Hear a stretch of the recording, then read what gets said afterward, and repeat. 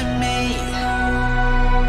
that the more I try, the more I see, the less I understand.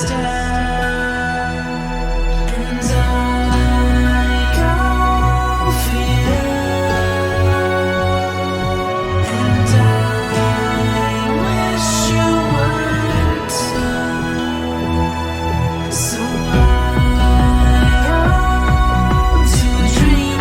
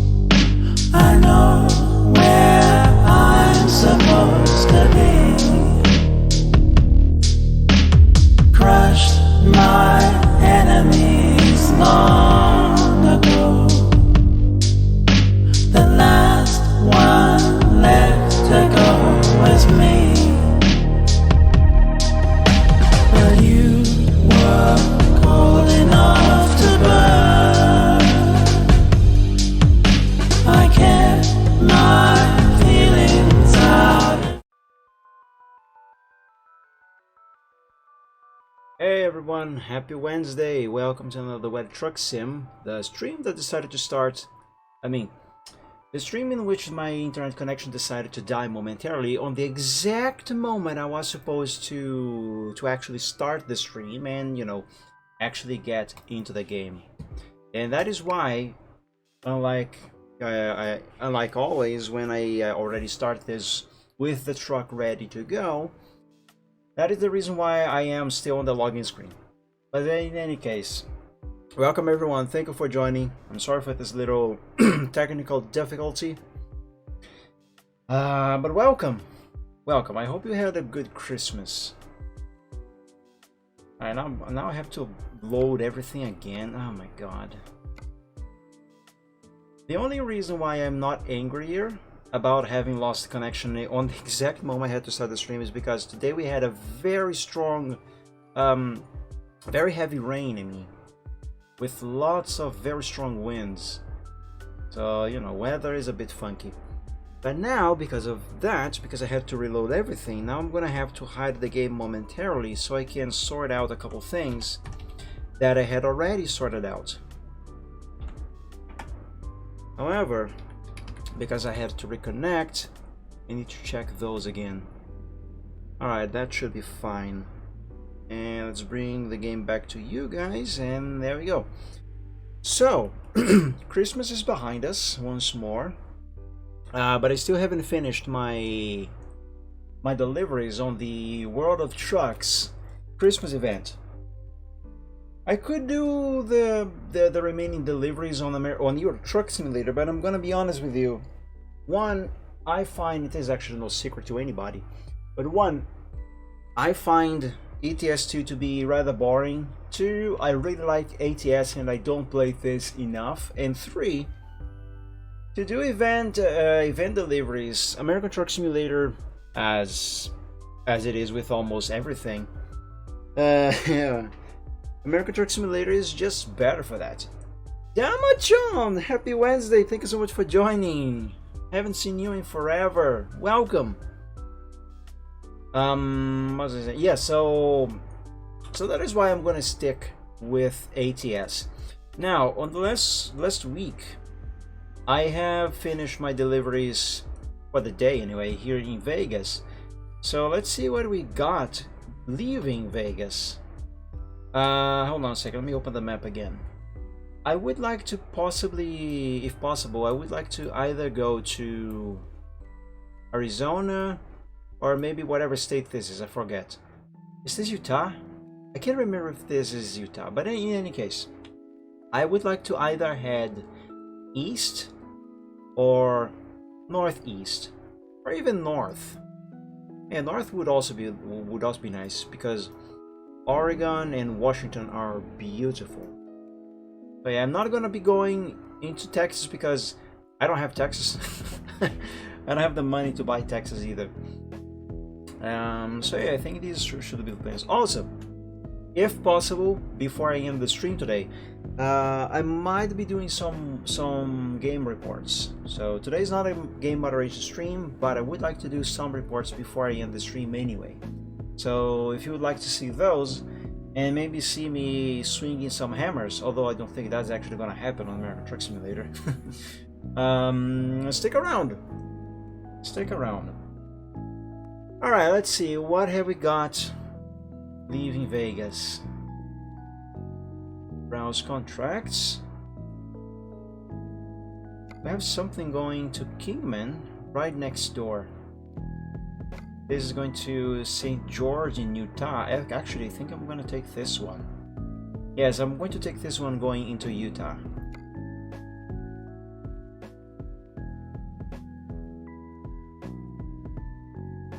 Now, hopefully I'm not going to lose connection again during this stream.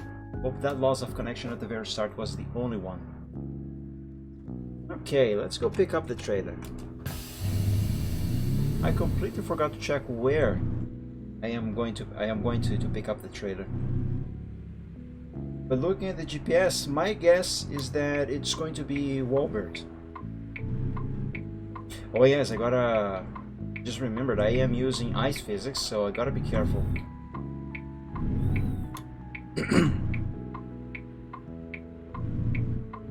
Clear, let's go. Even when you have a green light, it's always good practice to actually take a quick look both ways before making a turn into an intersection. You never know when there's going to be someone that is going to blast past the red light.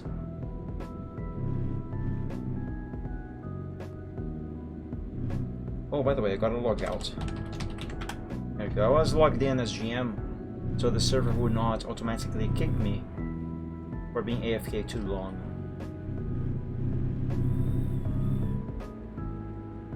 And yes, that is Walbert. Oh, red light. Oh, whatever. That was actually fine-ish to run. Alright, now we turn here.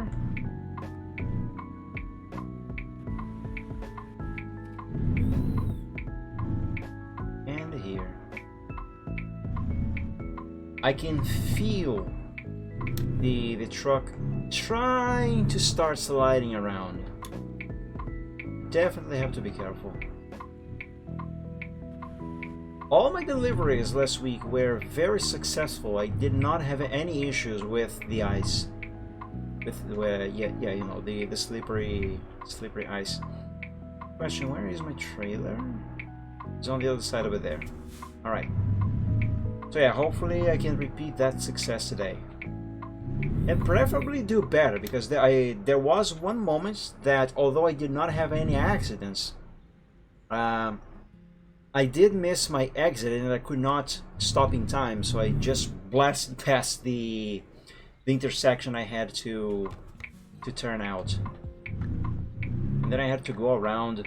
Actually, I think that I was on the way to Vegas on the last delivery of the night on that day.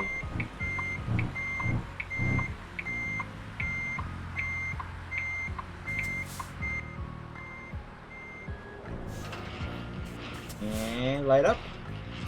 Yay! There we go. I was actually curious because I haven't noticed before whether or not the lights on this Christmas trailer, they start off turned off or they are already going. You know, they are already lit, turned on. So that answers my question. They actually only turn on when you connect the truck, which obviously makes sense. Otherwise, where would they get power from anyway? If not from the truck's battery. Alright, let's see, what is the route? This is going to be a very quick delivery, very short distance to run. Yeah, we're gonna go through Vegas. We're gonna be there in no time. That's actually much closer than I realized. Wait, is the brake on? I got confused for a moment whether or not I had the parking brake on or off.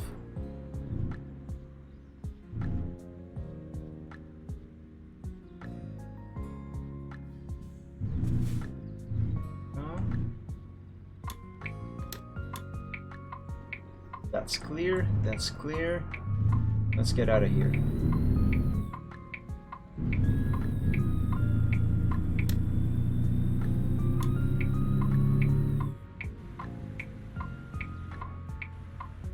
Easy now, easy on the brakes. It's clear, let's go. I never really paid much attention, but I just realized, even without ice physics, I do make use of the engine brake a lot, like a lot more than the main brakes. Even the retarder, I don't use the retarder as much as I use the engine brake. Engine brakes on the American trucks is so good.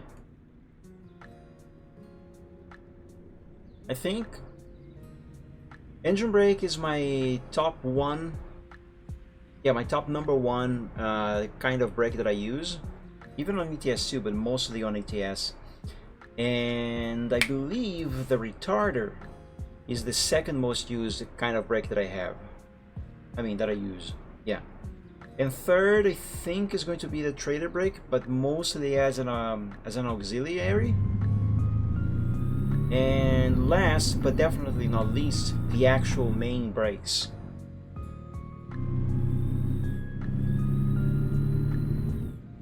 I think the only times I really use the main brakes is when I need to do some emergency stopping or something of the sort.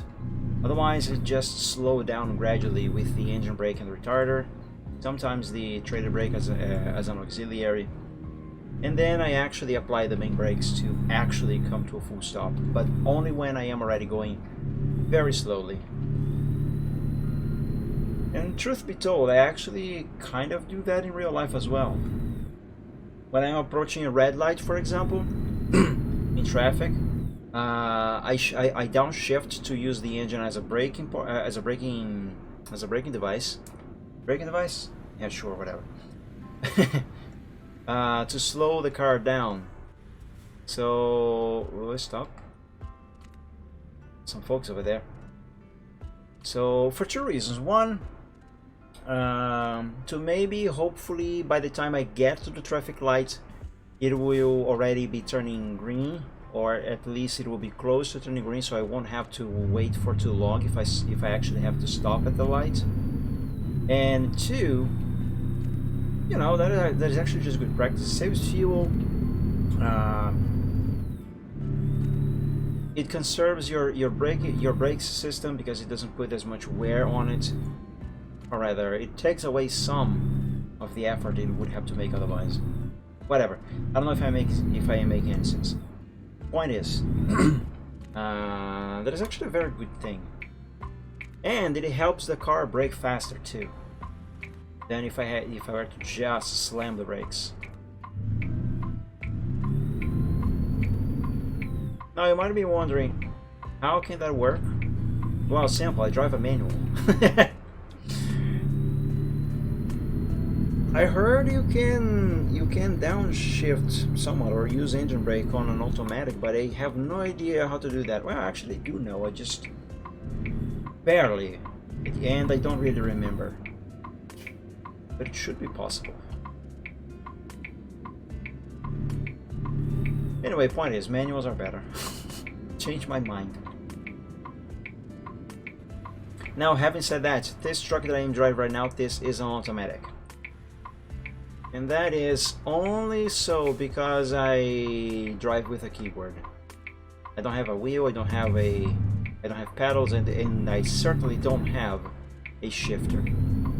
But if I had those and I actually did play with a wheel and pedals, I definitely would use a shifter and drive a manual. I like driving manual. The only thing I don't like about manual cars is when the cable of the clutch decides to snap. That is annoying. Thankfully, however, it is a relatively very cheap fix. Actually, generally speaking, the maintenance of a manual car in regards to the transmission, the maintenance of those is usually much cheaper than the maintenance of the transmission on an automatic vehicle.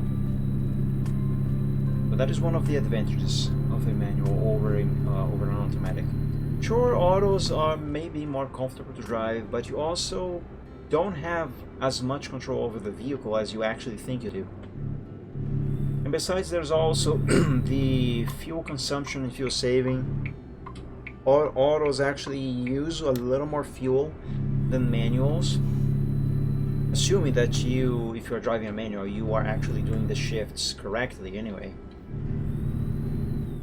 So yeah, in that regard, manuals are also do have some more advantage of automatics, because if you do your shifting right, you can save fuel, and that is one of the reasons why it is good practice on a manual to shift down or just let the car post in gear as you approach a traffic light or something like that. You know, if you need to slow down a little bit.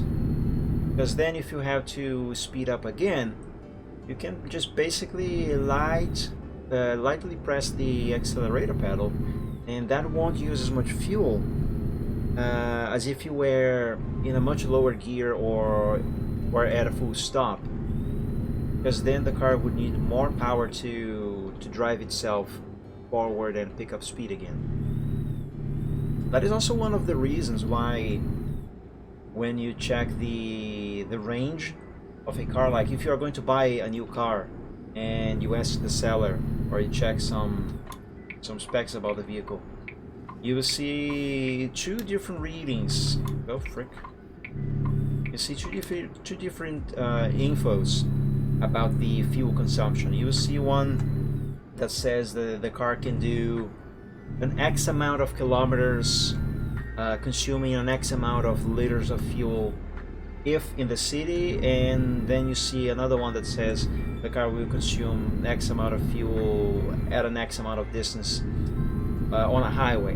And usually the fuel consumption on the highway, you know, the range of the car on highways is always, I said usually, but I meant always, is always much better than the performance they can present in that regard in cities, and especially with manuals. And that is because of all the stop and go that you have in cities. All of those goes from a complete stop, that causes a lot of fuel to be burned. And on a highway, you're just driving along, you're not stopping constantly. Your speed is usually always constant as well. You know, everything is stable. The fuel consumption is usually very... Oh god, I'm going too fast. There we go. Yeah, I could not brake. So yeah, because of that, you end up not using as much fuel on the highway as you end up doing in cities. Now, if you drive a manual and you don't do your shifting at the right times and you are always accelerating a lot, then your fuel consumption is going to get even worse. Way worse.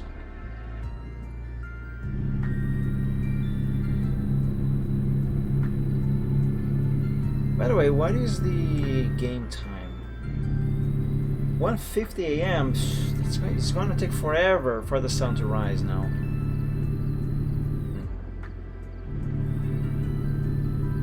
Oh well.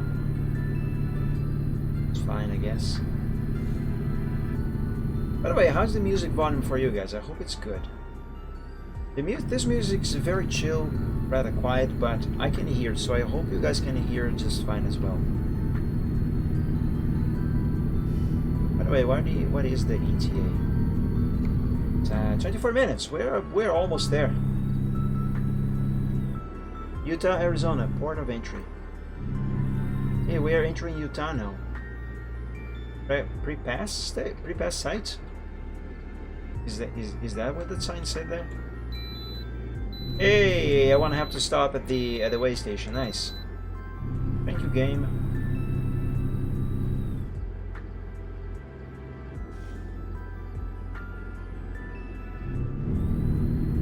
Vroom.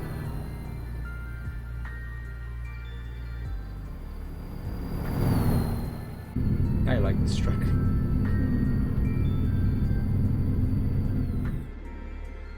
As heavy weapons guy from Team Fortress 2 would say, "Ah, it's good." I haven't played TF2 in a while. I should play that on a Gaming Friday again. A fun game. The only gripe I currently have with TF2 is that it is not as much fun as it used to be after they introduced the Meet Your Match update a few years ago. Ever since then, oh my god, stop, slow down, please. Ever since then, I lost some interest in the game. It's mostly because of public lobbies. They suck now.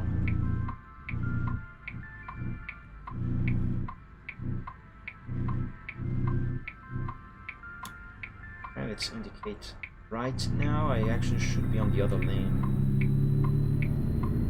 But I was not expecting there was going to be a roundabout here. Actually, two roundabouts. I hate roundabouts. Especially in real life. I don't like them. I know how to use them.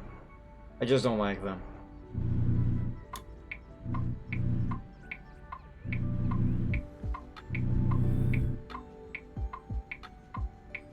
Hey, here we are. Hello, Albert. Now again, because as always, because I am doing a World of Trucks event, I will skip the parking and have the game do it for me, so I can save time and get into the next delivery right away, or as right away as possible. Alright, another excellent delivery. 7 out of 15 deliveries complete. Perfect.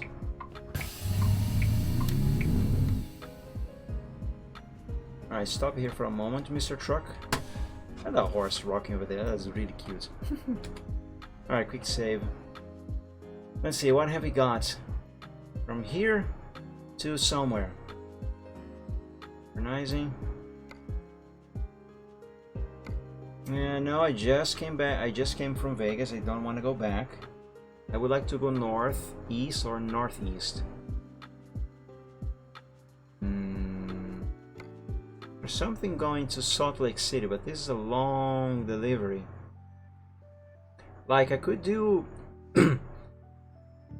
I could do another 2 or 3 in the same distance of this one. The same time that I would use to do that one. Let's refresh and let's see if we can find one that is delivering to somewhere closer by. Like for example, Cedar City would be nice.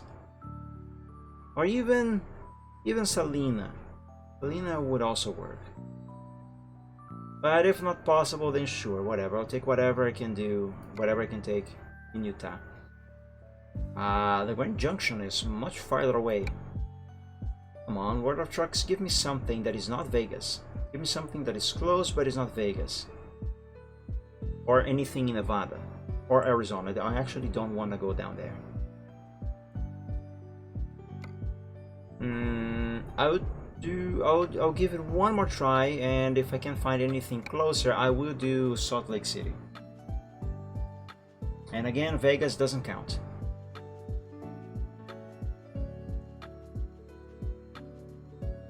Price in Utah, that is even farther away. No.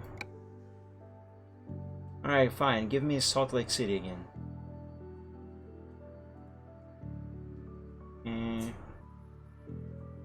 There, Salt Lake City. We can take something going to... Oh wait, never mind. I thought this was Salt Lake City as well. Alright, let's do Salt Lake City.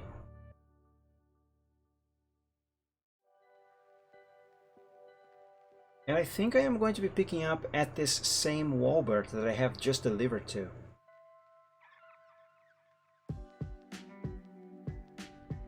Right?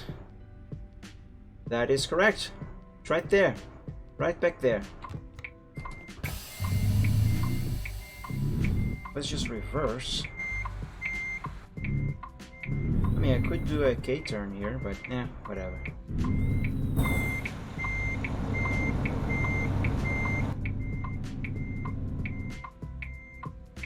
There it is. Oh, wait a second. Can I even turn? Reversing here? What's going on here? Oh yeah, okay. This is gonna work. There we go.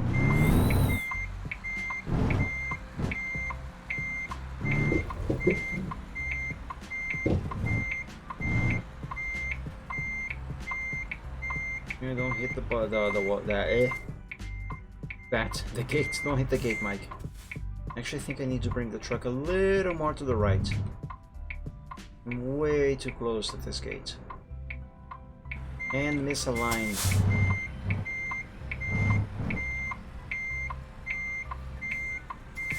Easy now, easy. There we go. Hey, all lit up, nice. Okay, let's do. Oh, there's a Christmas tree over there. Is it a Christmas tree? Nah, He's just a plant that is using some textures from the trees outside. You know, this office here looks kind of cozy. I'm not gonna lie. I don't know how the security officer can see anything here because these monitors are super blurry, but it's kind of cozy. Bad. Alright, how do I get out of here and back to the truck? There we go. Now, of course, what I'm doing right now is completely pointless, but whatever. I did it anyway. Alright, let's see. So we are leaving from St. George. Wait, I haven't discovered that yet. It'll be a dealership. Anyway, we are going north from St. George. We're gonna go through Cedar City, right past Salina, through Provo, and then we are going to finally arrive at Sell Goods in Salt Lake City. That doesn't look like a long trip. ETA roughly 4 hours. Yes, it should be fine. Well, let's go. How am I doing on fuel, by the way? Ah, we are good. We still have basically a full tank. Very good.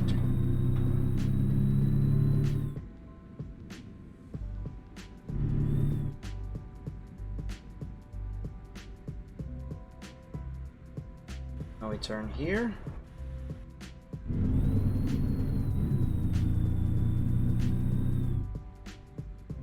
I was gonna say that I don't remember going all around like this, but that's because I used the quick delivery option and this is not the exit. I think I am lost in Walbert. Uh-oh. Where is the exit? Oh, it's on the other side of it there. Right there. Oh my god, I was basically right next to it. For some reason I thought the exit was this side, on this side over here. Well, could be worse. At least I didn't get myself lost at a gas station like that other time. Alright. It's fine, it's fine.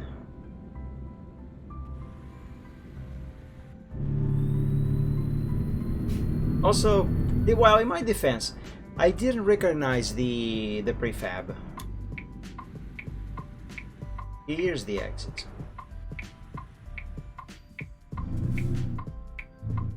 There we go. Now we turn left. Taco. I could go for some tacos right now. That would be nice. I haven't had tacos in a while. We only have one Mexican restaurant here in my city as far as I am aware.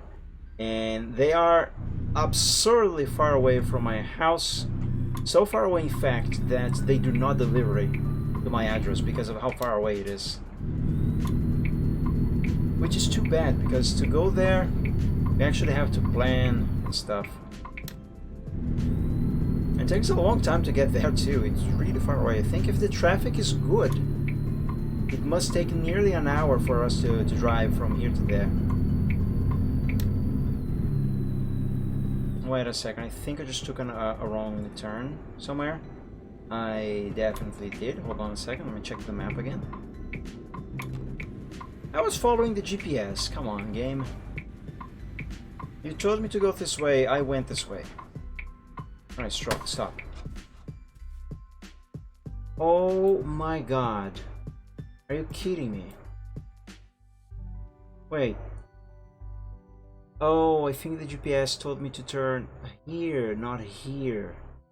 I must mistook those exits, because then I would do this here, this path. Ah, frick. Now I'm gonna have to drive all the way ahead and take the other exit there. I'm fine. I own my own mistakes. I made a mistake. I'm gonna fix it. But I'm gonna fix it the right way. And as I said before on another stream, oh, shut up with the way station. Fine, I'll stop there.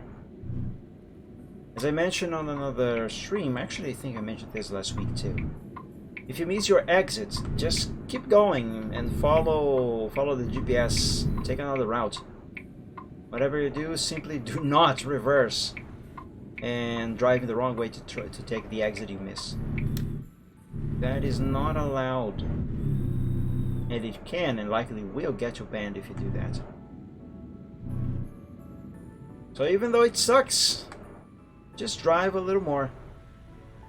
Alright, truck, stop. Gonna have to reverse a bit. I overshot the icon here. There we go. And we should be clear, let's go. Yep.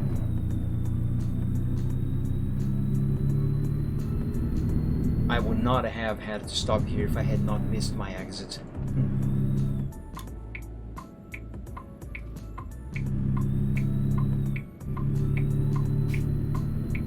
Alright.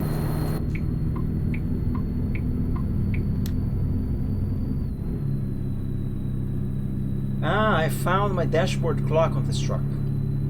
It's 3:11 in the morning and the clock is right there. 3:12 now.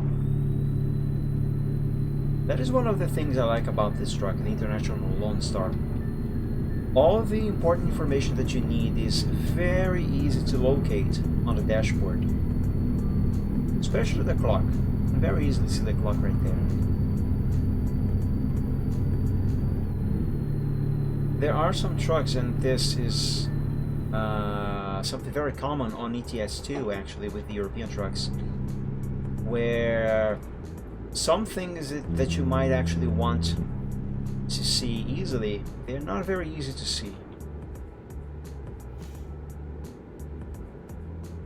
Like, although the clock is not an important piece of information on the dashboard, I like to know the time. I always like to be able to see the clock. And that is hard to see on most European trucks on ETS2. As for the actual important gauges on the gauge cluster on the dashboard, you often have to adjust the position of the steering wheel in the truck because it obstructs some of the gauges. Like sometimes it may obstruct the fuel gauge partially or completely. I am going too fast. I'm gonna hit something.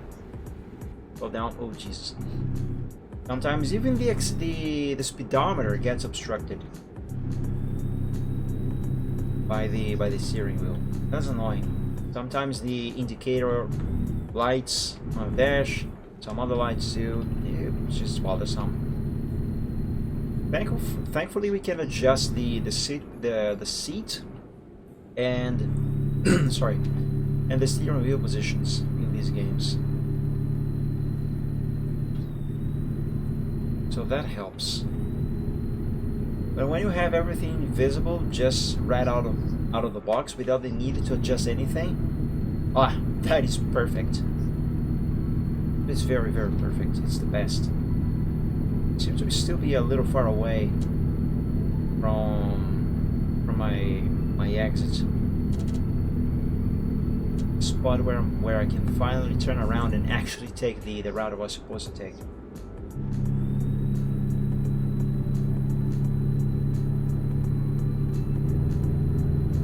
So that sign just said there's an exit coming up. It should be the exit I need to take. Yes, it is. Is it? Yes. Switch lanes here and start to slow down. There it is. Okay, let's turn on the retarder. Tap the main brakes. There we go.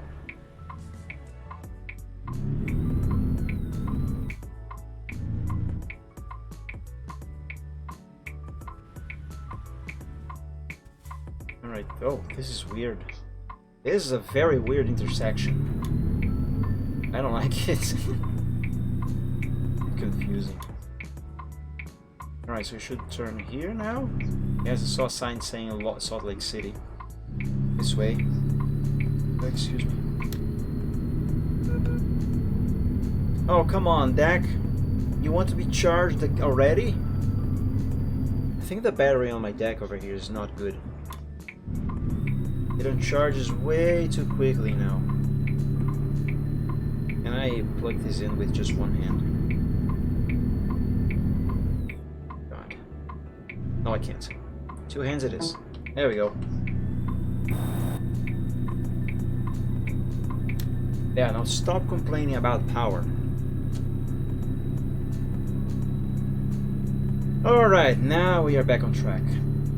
With some time obviously added to the ETA, but could be worse.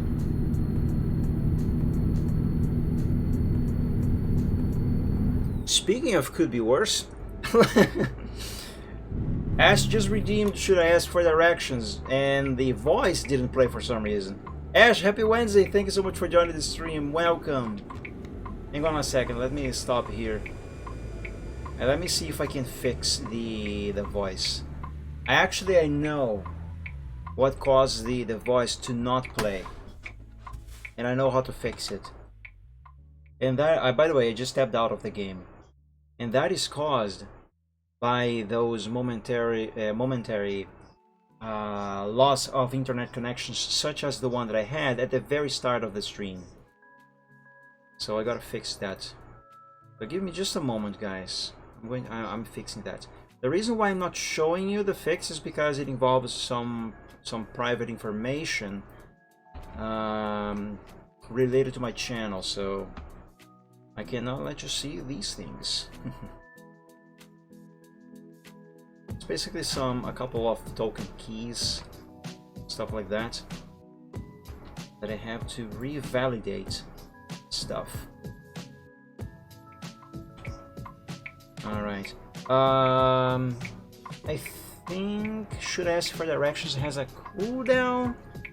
So hold on, let me redeem that myself just to test if it is going to work now. So if I did manage to fix it, we should hear a robotic voice saying Should I Ask for Directions has just been redeemed. Should I Ask for Directions has just been redeemed for 500 dragon tokens. Mike now cannot use his GPS for the next 10 minutes. Yeah, there we go, it's fixed. So yeah, that is what should have happened when Ash redeemed that option. Let me grab my watch here that has a chronometer. There you go. But just stay there, watch. There. There we go, now I can easily see the watch. Alright, let's see, where am I and what is the route I'm gonna have to take? So basically, you have to just go in a straight line, no exits. Alright, yeah, it should be simple enough. Should be simple enough. What is that over there? Well, whatever. It's not like I'm gonna have to use. I'm gonna be using the GPS anyway. All right, so turn that off. Which one is the key to turn off the GPS? There we go. It's this one.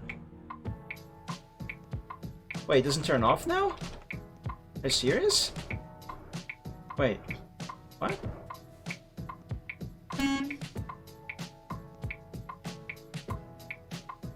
Did they remove the off option for the GPS on the dashboard?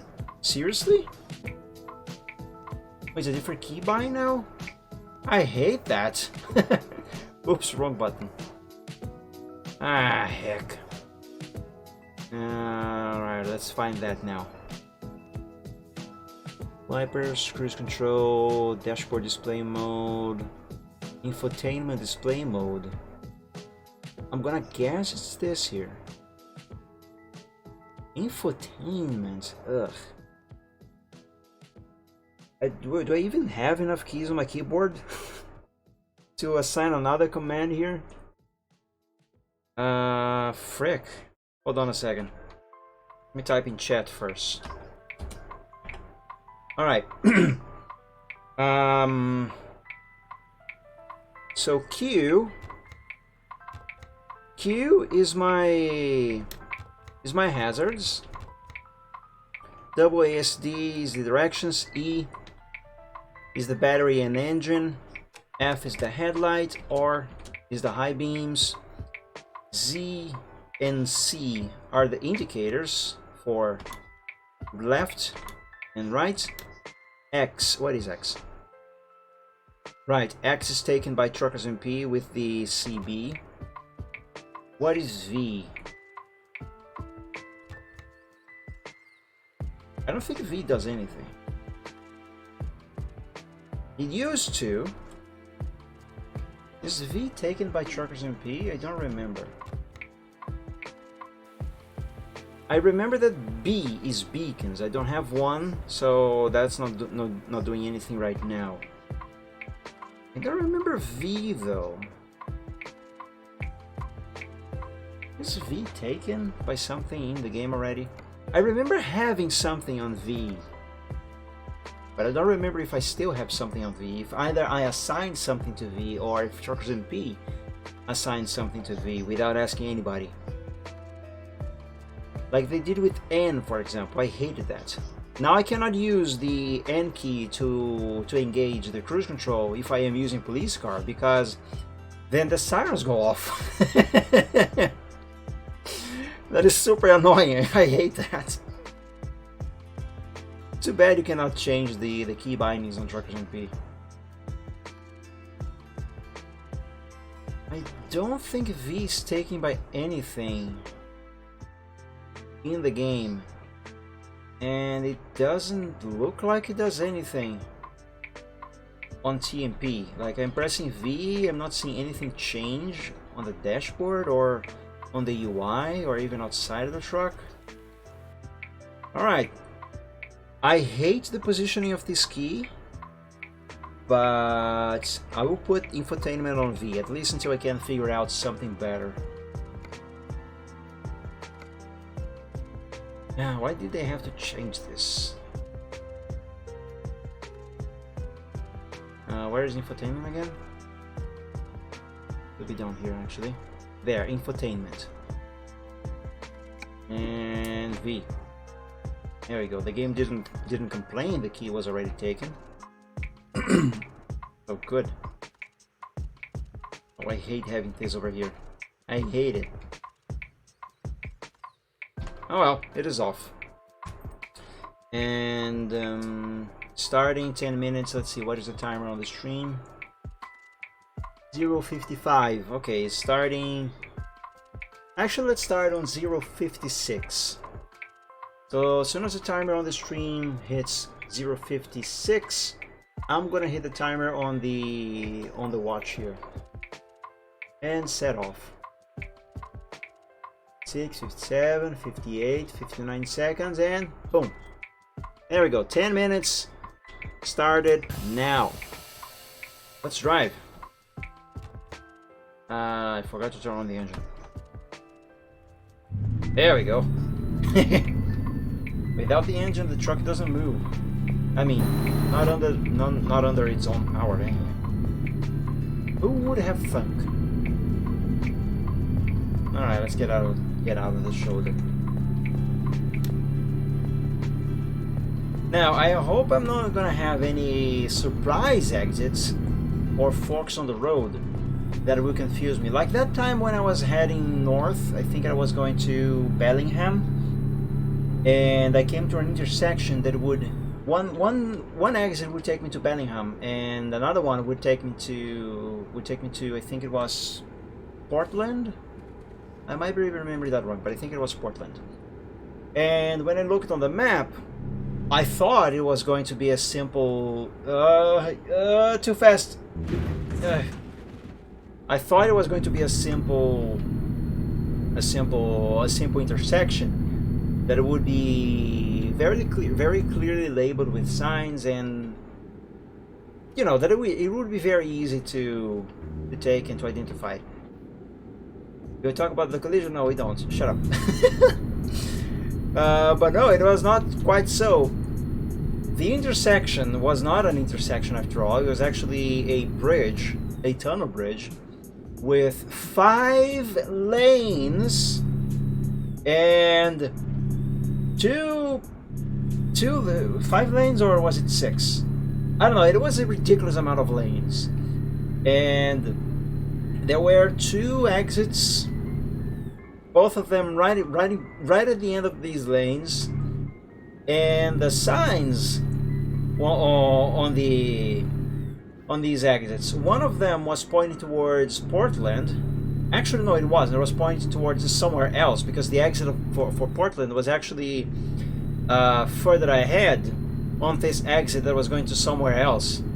So I had no idea which way to go, and I ended up in Portland, going south for like 15 minutes. Oh my god. I only realized that after I thought it was taking too long to get to Bellingham,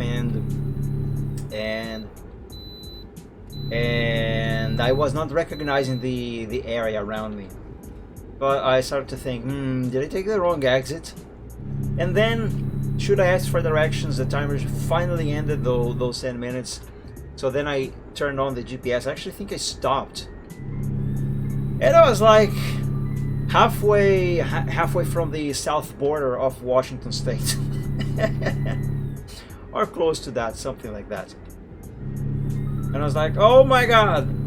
Curse you, Ash! Just kidding. But yeah, that was a very, very bad case of getting myself lost. Still not as bad as that time I got myself lost at a gas station. Somehow that happened.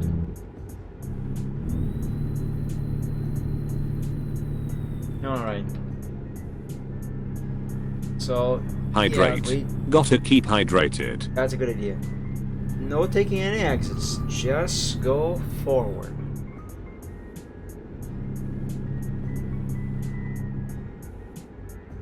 That's good. You know what I should do? I should edit this voice clip that says hydrate. Gotta keep hydrated. I should edit that. No, I didn't miss the exit. Stop it. I should edit that voice clip and include the sound of drinking stuff that you have in Minecraft. You know when you drink a potion or a bucket of milk in Minecraft and it does that kind of sound? I should add that sound with this voice clip. Probably go like hydrate. You're gonna keep hydrated. I'll definitely do that actually. That is a good idea. In 100 feet, make a U-turn. No! The GPS doesn't exist. We are back in the 1990s.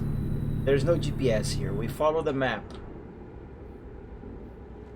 Which, technically speaking, if we go by 1990s rule, I can open the map on the screen right here, as if I were picking up a sheet of map from the passenger seat over there and opening it on my lap and taking quick peeks at the map, looking down, or putting it on my face. And the only thing is that this map is actually would be translucent, so I can actually see through the map. Except the actual roads, they are not translucent, so they are visible. You know, as if you were taking a piece of actual translucent paper. That would not be cheating, right? Not technically speaking. That is actually something to be considered. Let's see, what is the time? 5 minutes 57 seconds. 6 minutes. 3 more minutes of not being able to use the GPS. By the way, what happens if I press the zoom level button on the keyboard? No. Absolutely nothing, as I expected.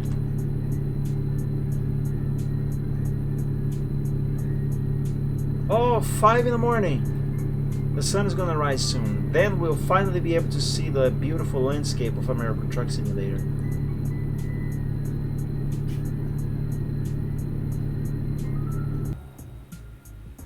Well, actually, I need to read the sign. South Main. Cedar City. We are approaching Cedar City. Oh, is Cedar City gonna have different junctions that might accidentally throw me off course? ATS is so underrated. It is. Absolutely, you are absolutely right, Ash.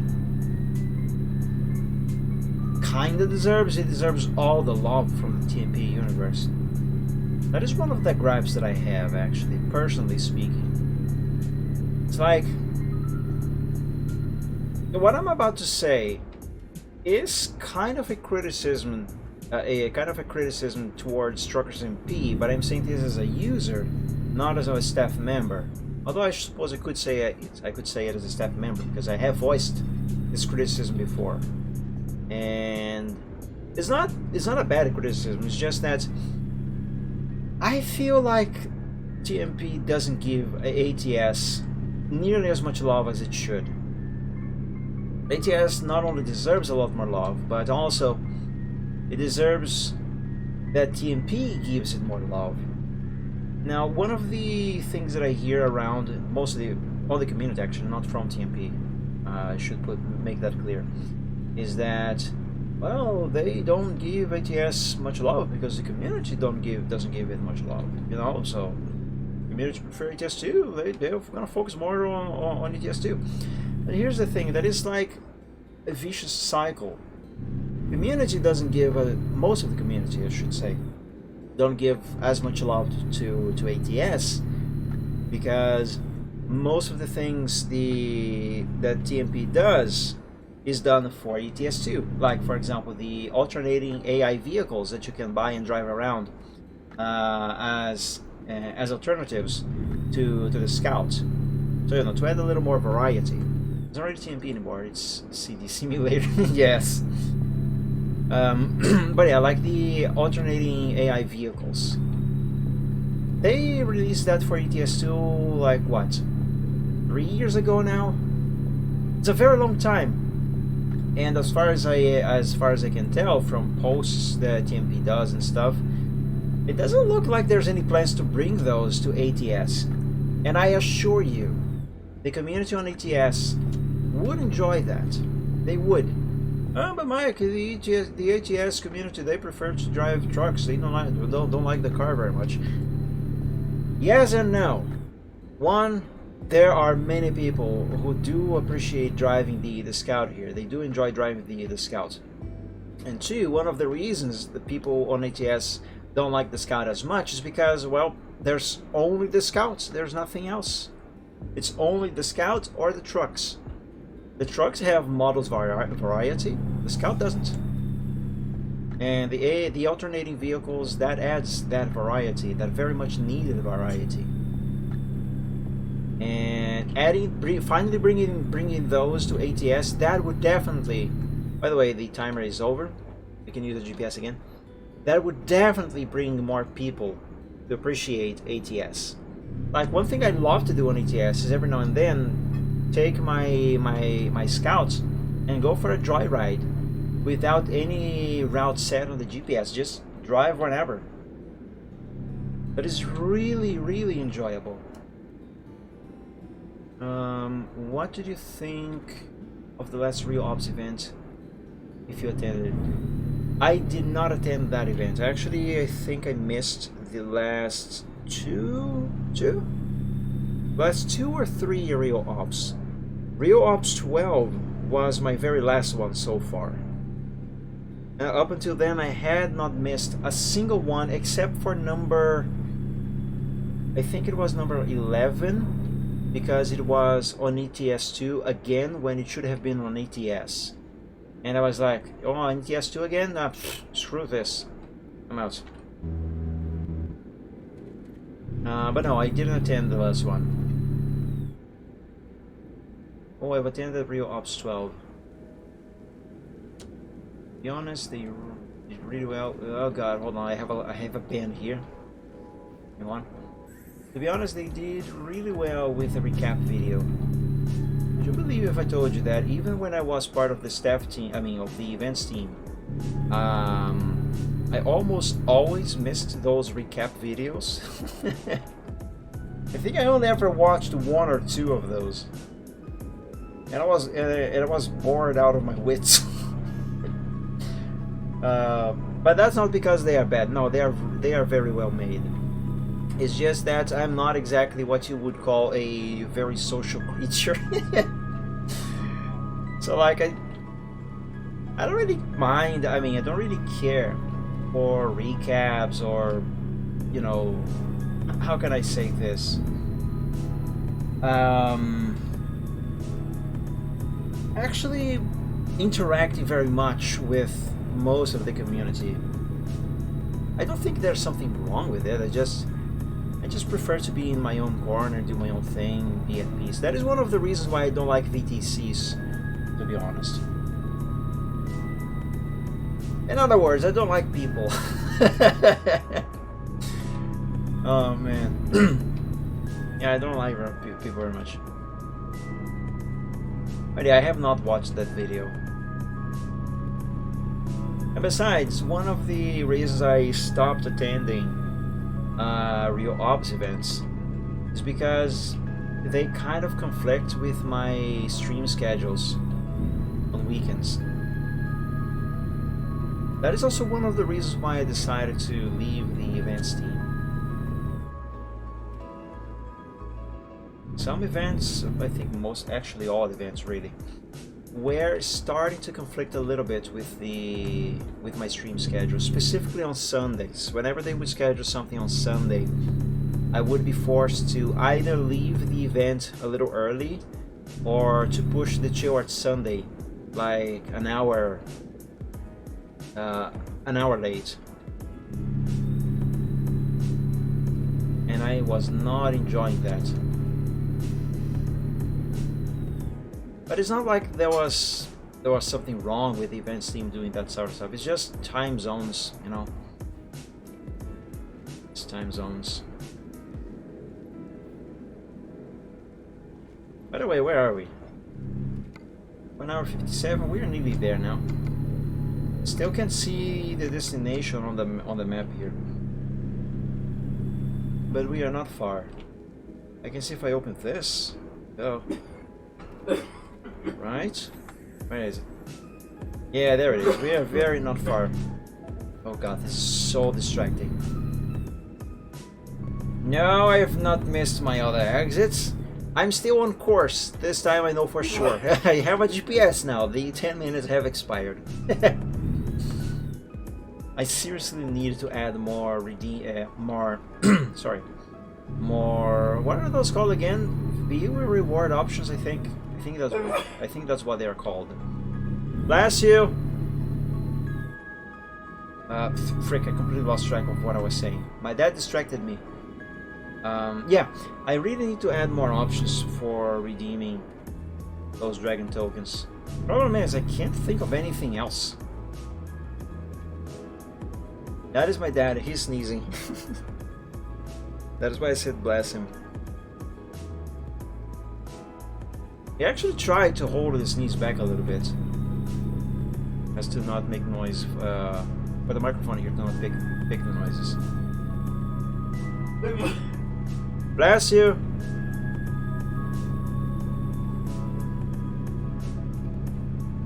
Actually, we share the same room. My computer is in the same room as his computer.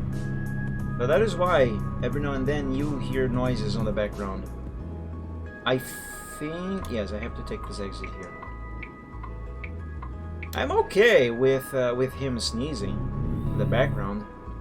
What does bother me a little bit when he does, in terms of noises, is when he blows his nose, like he just did. Because well, that's kind of gross, and the microphone picks it up and you guys hear it on the stream.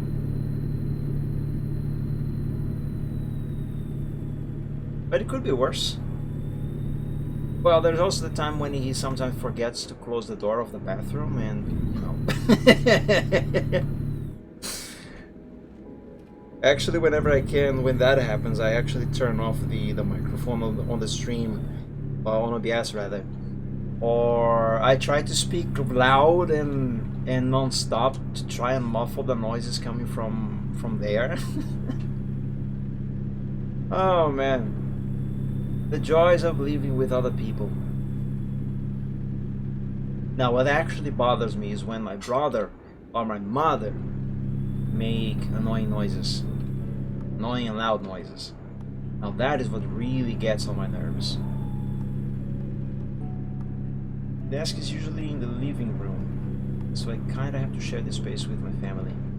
Oof, the living room, that's even worse.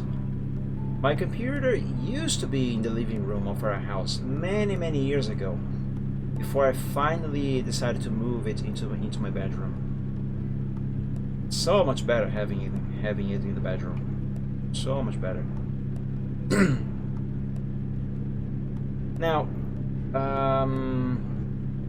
somewhat soon-ish, it might be possible for me to move my computer to another room, because my brother is gonna be leaving home. He's gonna leave by himself, which is something that I have been wishing to do for many years now. But when I had the opportunity to do that, I didn't take the opportunity because I judged more important to stay with my dad, because my dad is actually elderly already. And now, even if I could actually leave home and go live by myself, at the moment, well, I'm broke. I cannot provide for myself. So, yeah, that is out of question. But anyway, I digress. Point is, my brother should be leaving somewhat soonish, so his bedroom should become available. And technically speaking, I can move my computer there, but then I'm gonna be away from my dad, and as I said, he's already elderly, so if he needs something, not to mention that he's going to be very lonely here all by himself. I don't like that. So I don't think I'm gonna be moving my computer out of here because of that. Love my dad. To be frank, oh, hold on a second. I might have to take a second here. I gotta focus here before I can read chat. What's going on up ahead? I don't know. To be frank, I don't mind it that much. Lol.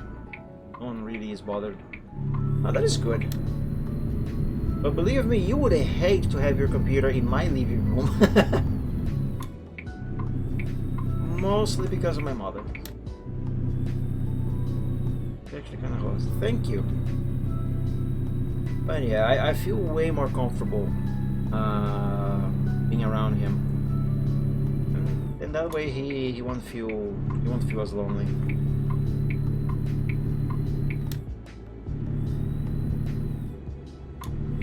Yeah, the only downside is that I have to put up with some background noises. But as I implied, I don't really mind these. The noises you make in the background, those don't really annoy me when I'm streaming. It's the noises that my brother and my mother make when they come here, that those are the ones that bother me when I'm streaming, because they know I am streaming and they do not try to hold back any of those noises and talking loudly, and all that is what really annoys me. For those reasons alone, I would actually move my computer away and maybe even lock the door, and if I could afford it, install soundproofing. Alright, I got a red light ticket, but fine.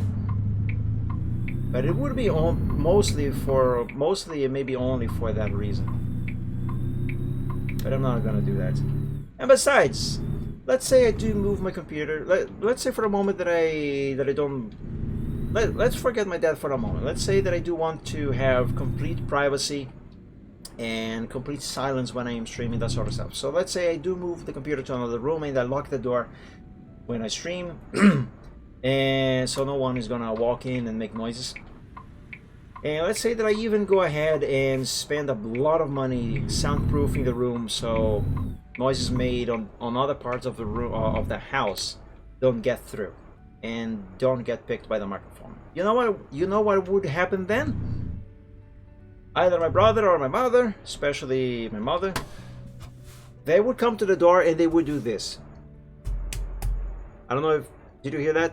They would bang on the door until I would open it, and the microphone would then pick the banging, and they would certainly also be yelling on the other side of the door saying, "Mike, open the door! Open the door!" You know, that would be absurdly infuriating. Heck, I got angry just thinking about that.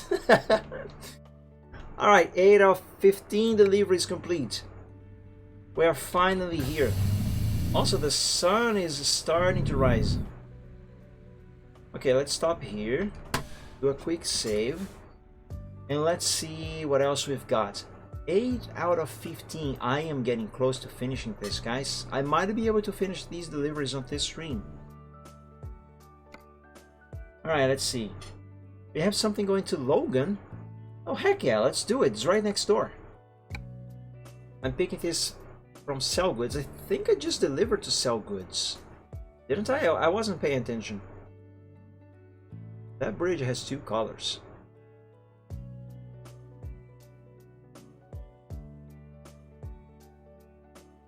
Come on, load it. There we go. Is a trader here? No, it is not. This is not Sell Goods. Hello, son! Oh god. I was looking at the sky. Can I drive in there? Or is there an invisible wall here? Anyway, I know the truck cannot actually fit through, but wait. Maybe it can. Alright, I don't know if I am hitting an invisible wall or those tires. Right there. Right here. I'm touching the tires with my tire. Oop. Oop. I gotta test this with the Scout. If there is no invisible wall there, the Scout can fit through. So there's very likely an invisible wall there. Alright, anyway, where are we going to pick up the load? Right there. Ah, this is voltage on motors.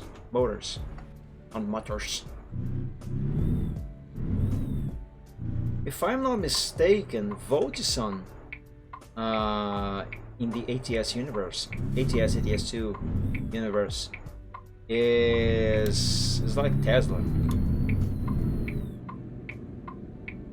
I wonder if they are ever gonna add. Actually, no, never mind. They did add Teslas to the AI traffic. They're just not labeled as Teslas, obviously. But they are here. Oh god, I am going too fast. Stop. Oof. There we go. Look at those god rays coming through the tree. It's nice. Is that green? Yes, that is a green light.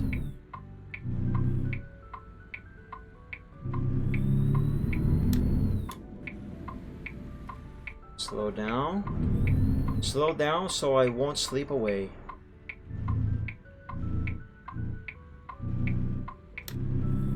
Would it be cool if some electric trucks are added?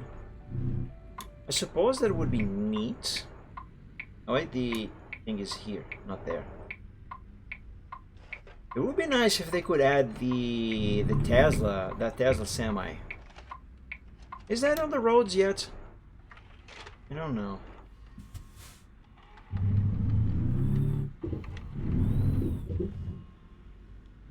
Imagine driving the Tesla Cybertruck on ATS.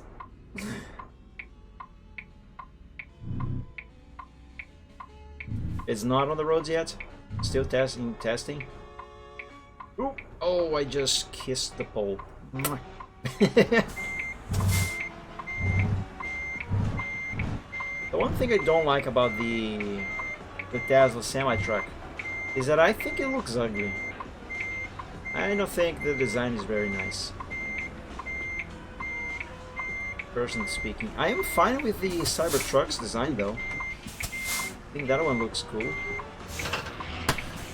Then again, to be honest, I am kind of biased because considering the fact that I like old cars, old and vintage cars, and I even drive one myself. I drive, my family has 1986 Fiat Premio, and I own a 1980 Fiat 147, which was my dad's. I'm still trying to restore that car. And they are very boxy shaped, so I might be biased to say that I like the design of the Cybertruck. I mean, there's nothing wrong with the design, come on. It's certainly different, and that is a good thing because you look on the roads nowadays, all the cars you see, they all look the same basically. They're obviously they have differences between them, but they are so similar looking. None of them stand out. The only thing that can make any of these cars nowadays stand out is the color. And most of them nowadays is either black, white, or silver. The only times one of them stands out a little more is when you find one that is red, yellow, blue, or green, and these are kind of rare. Well, not exactly rare, but, you know, they're not common. In other words, they are boring. They're super, super boring. The thing with the Semi is that it's probably designed to be aerodynamic as possible. Certainly, definitely, that is something that makes sense. Because EVs, they still, even the best EV on the market nowadays, they still struggle a lot with range. And one of the things that affects the range a lot is the aerodynamics of the vehicle. The weight, obviously, which is certainly one of the reasons also why the Tesla semi-truck only has room for one driver, or one person, if I am not mistaken. Stop! There we go. So there won't be the way of another person. And there's the aerodynamics. The more resistance the vehicle has against the air, the more fuel it is going to consume. And the same actually does apply to these traditional trucks and cars. That is why cars nowadays, they became more aerodynamic than the cars I prefer. Like even my 1986 Fiat Premio and my Fiat 147. They are fine, they are very fuel efficient, but newer cars became one of the reasons why newer cars are more fuel efficient, or almost as fuel efficient as these old cars that I just mentioned, is due to aerodynamics. Because the shape of their bodies allows air to flow by more easily, and therefore they don't have as much resistance, and therefore they don't have to use as much fuel. And considering that EVs, as I mentioned, have problem with range, they cannot go as far as a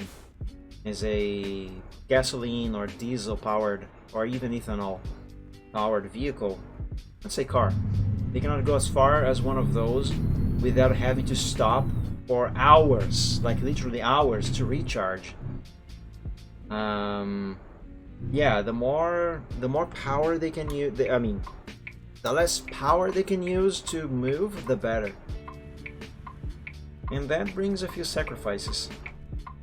But I still think they could have made the design look of the Tesla semi-truck look a little nicer. I understand the aerodynamics, but I think it still could look a little nicer. I mean, the cars, they look very pretty. I like what the Tesla cars look like, and they are very aerodynamic. They are aerodynamic and pretty. So I think they could have made that match work with the Semi as well. And apparently, the Cybertruck is super aerodynamic despite its boxy shape. So that is something good. Man, that thing must weigh like 3 tons. It looks super heavy. Actually, if I'm not mistaken, the battery packs, they weigh as much, or at least about a half of the weight of the vehicle. That is one of the things that is holding EVs back, in my opinion. To be honest, I don't mind EVs, but I don't think they are the future.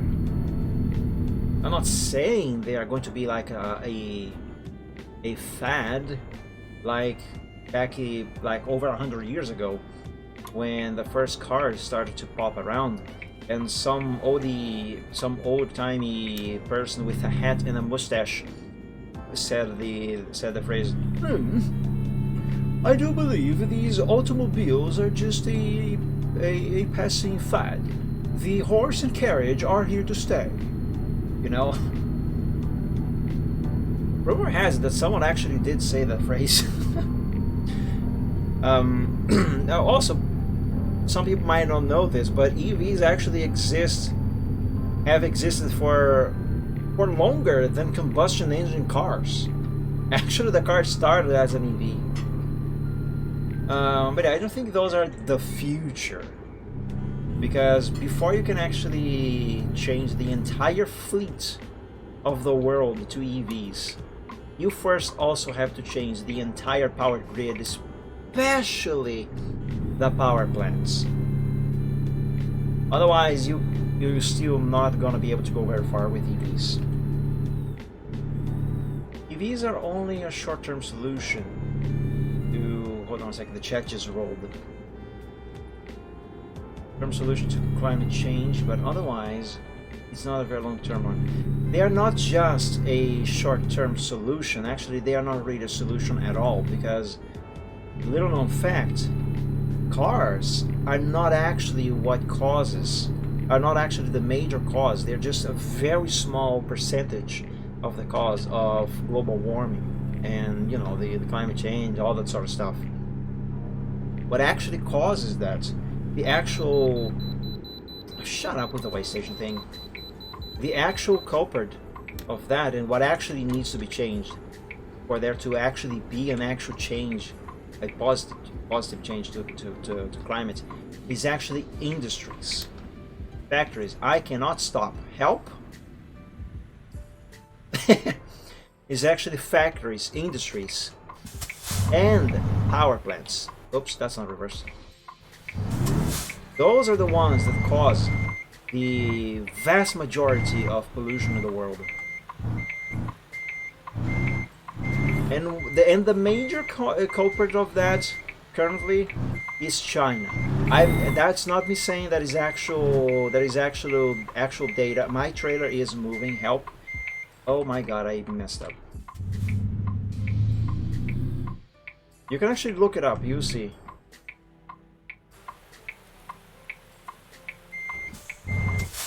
I would not be surprised if that guy reports me for reckless driving or something. Now if someone comes over there, I would just bolt out of here.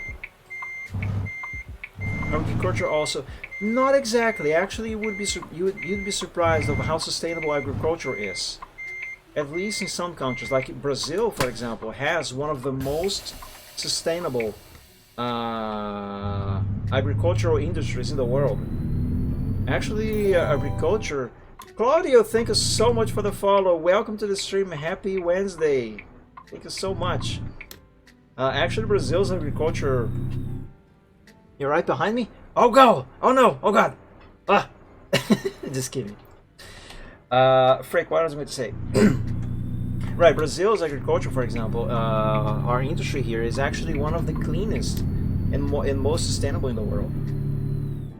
Really, what actually causes most of the pollution in the world are factories and industries.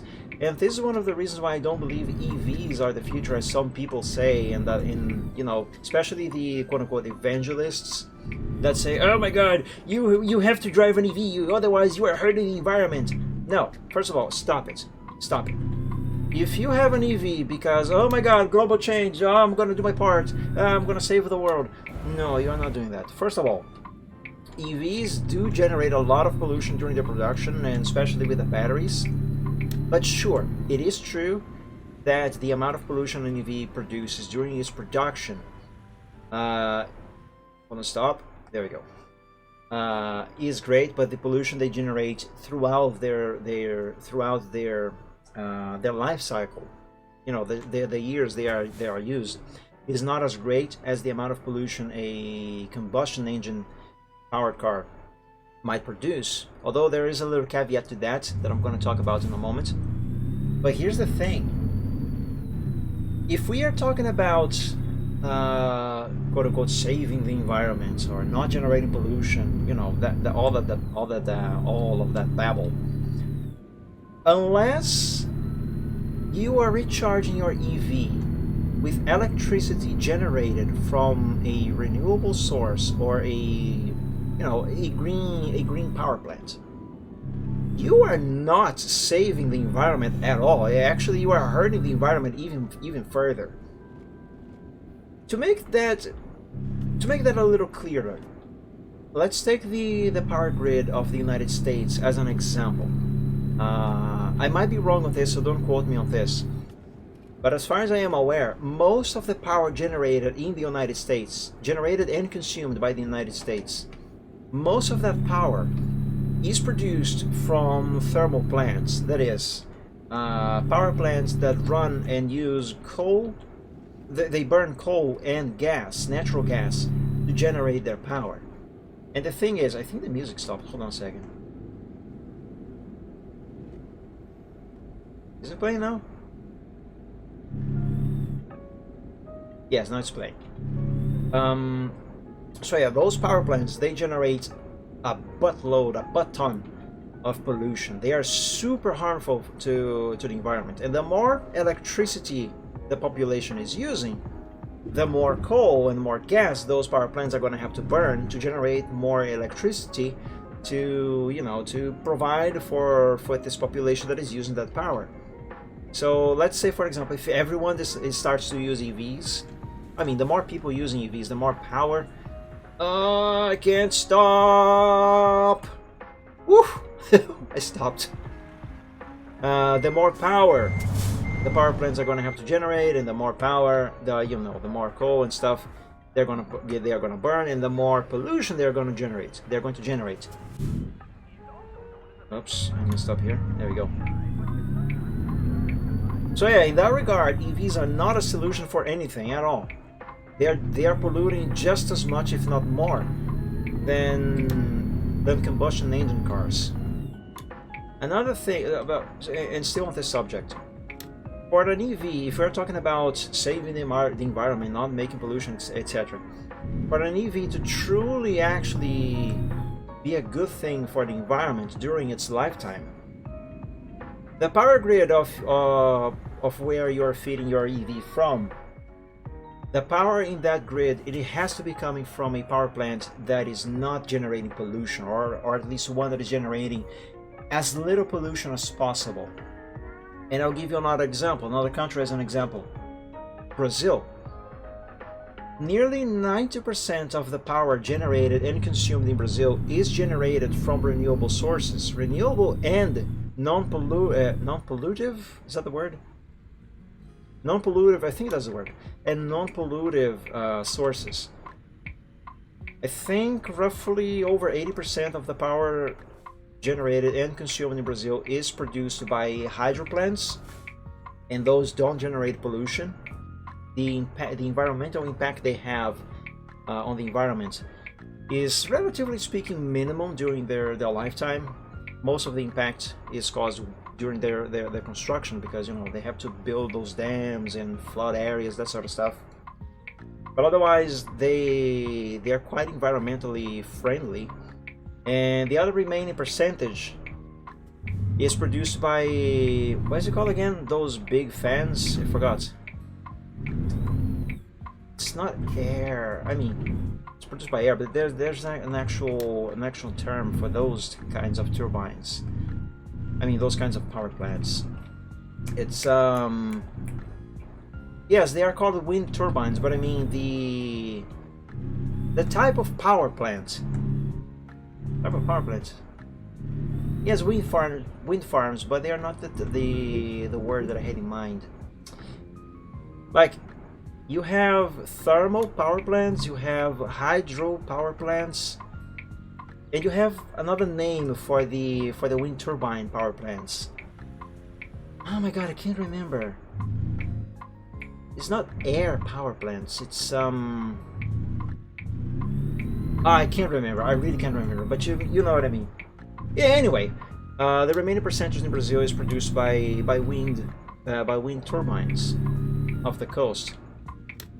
So yeah, another super clean power source. And also, fun fact: Brazil is actually, at least as far as the current government goes, this is probably going to change for the worse next year, when the allegedly elected new government, quote-unquote new government, takes office.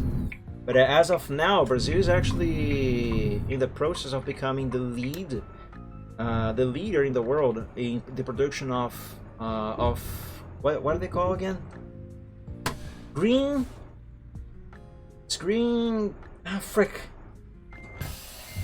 hydrogen, I think it's called. Yes, I think it is. I think it's called green hydrogen. And if Brazil can supply green hydrogen to the world, actually it does have the potential right now. That would be a much better alternative to EVs, actually. To EVs and combustion. We call it wind farms or wind turbines, I think. Yeah, the wind farm is the area where you find several wind turbines and where they have the you know, the facility is the name of the facility. Wind turbine is the name of the actual device, but the type of power generation that has a different name. Like, for example, the hydro power plant is called a hydro because it uses hydraulic power to move the turbines, and the thermal power plant is called a thermal because it uses it burns fuel to generate and to move their turbines. Ah, heck, hold on a sec, I'm gonna look it up. This is really annoying me that I cannot remember the name. Wind turbine.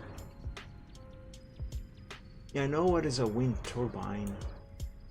I want to see if I can find the actual term. Kinetic energy, no. Geothermal, coal, gas, photovoltaic. That is another way to produce clean power, although that is not a very efficient one. Turbines. Hold on, let me share the screen here, guys, so you can also see what I am seeing. I'm trying to find the actual word that I'm thinking of. I'm hoping to find that as by association, you know. Wind farms. Renewable, maybe here.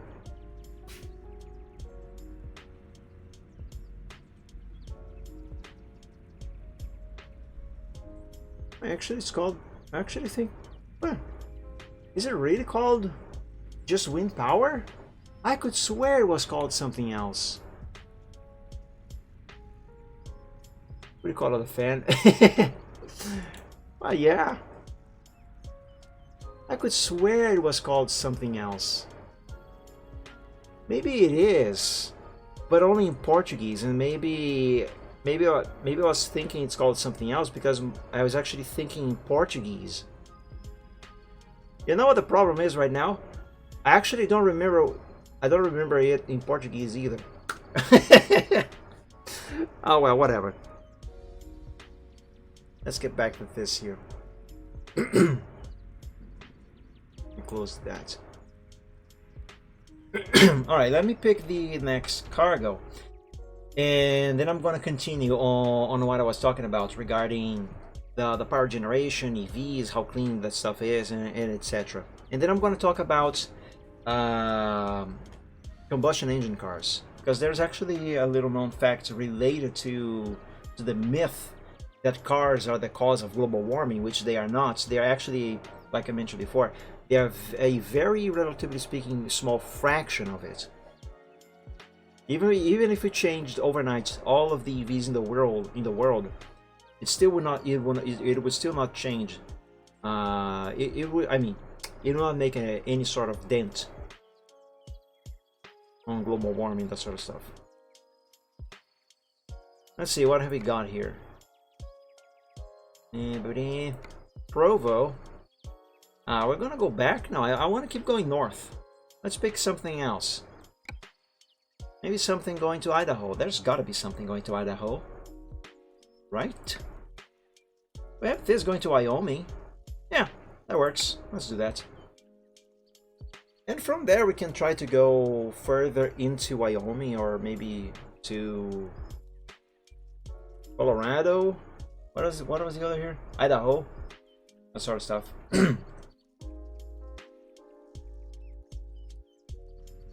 Why did it just turn off the engine?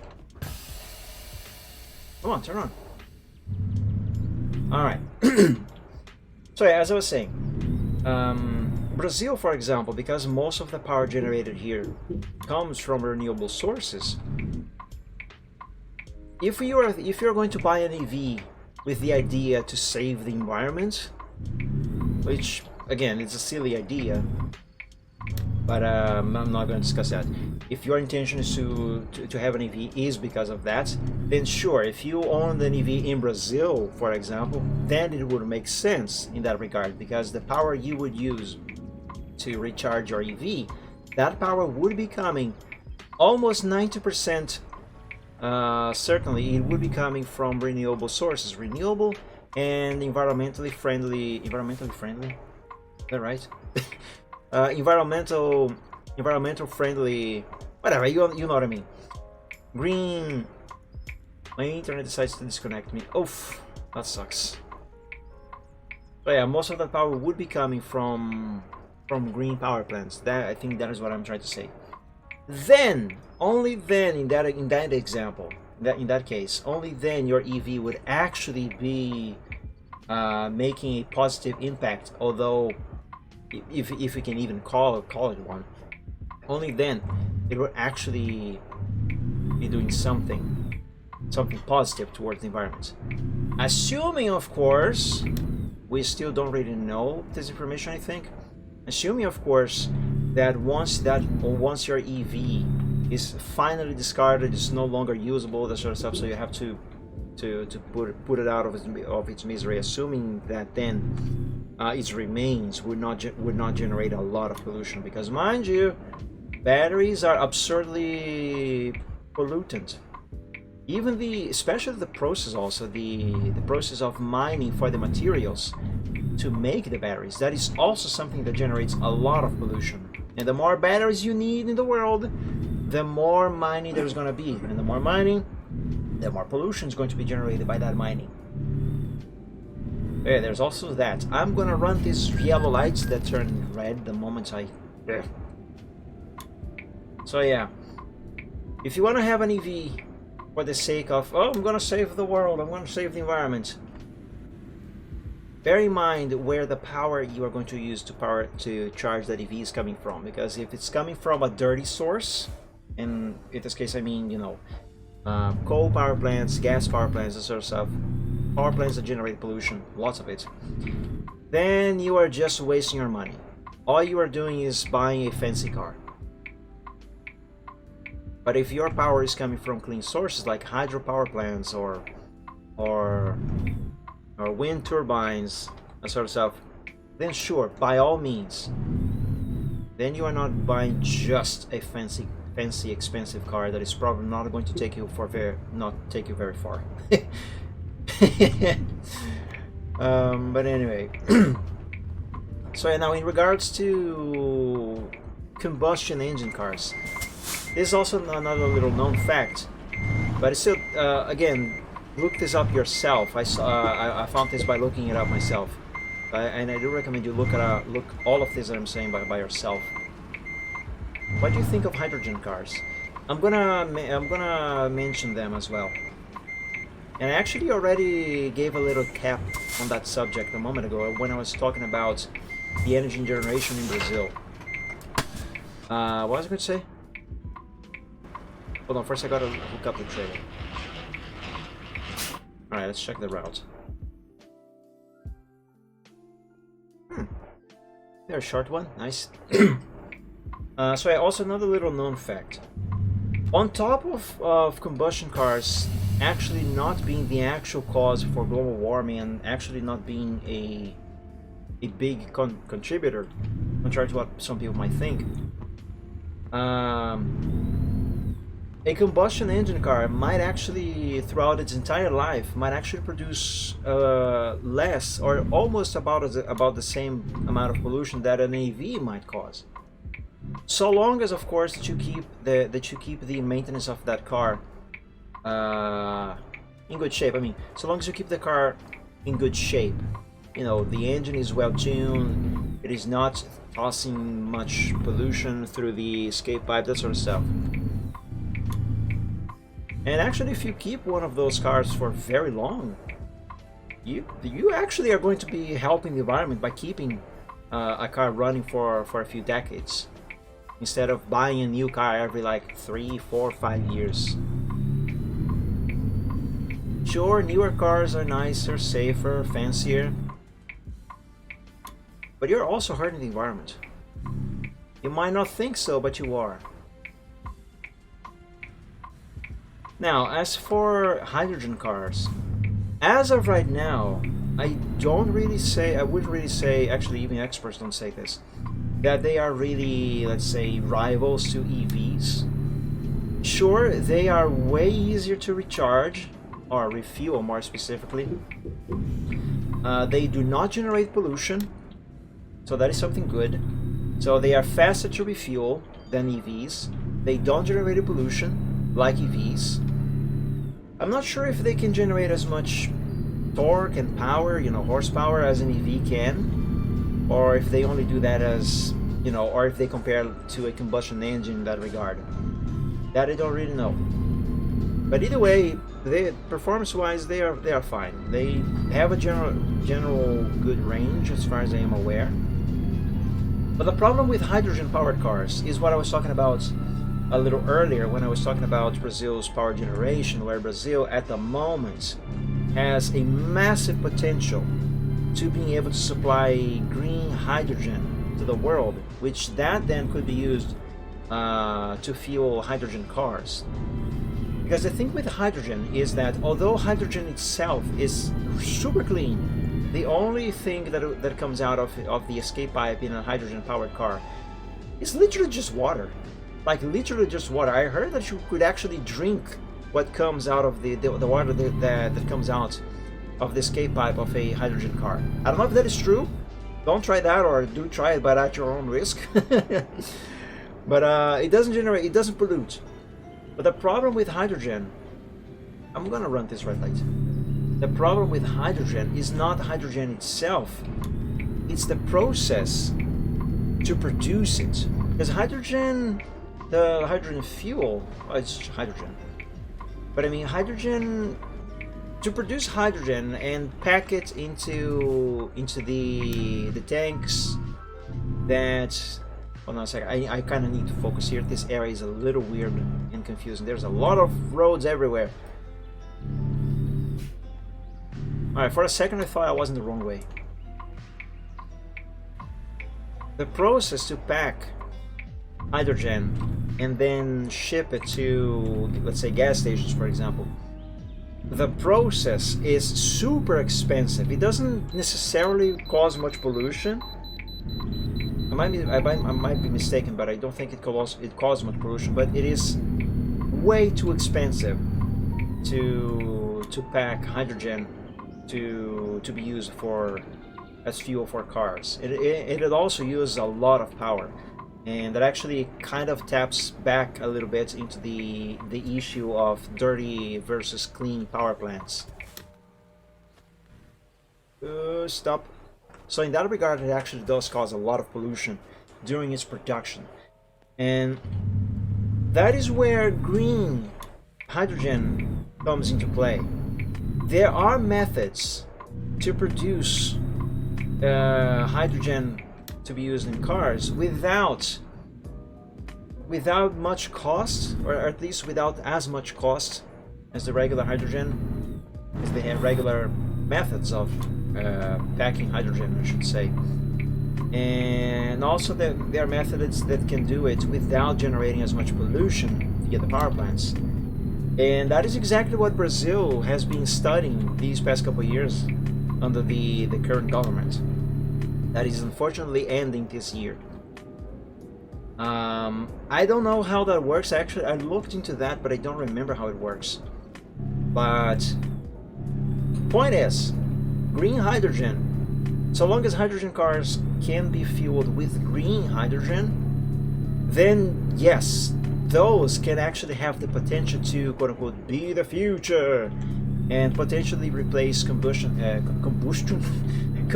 engine cars and EVs, because then you would not have to sit for hours to wait for your EV to charge. You would not have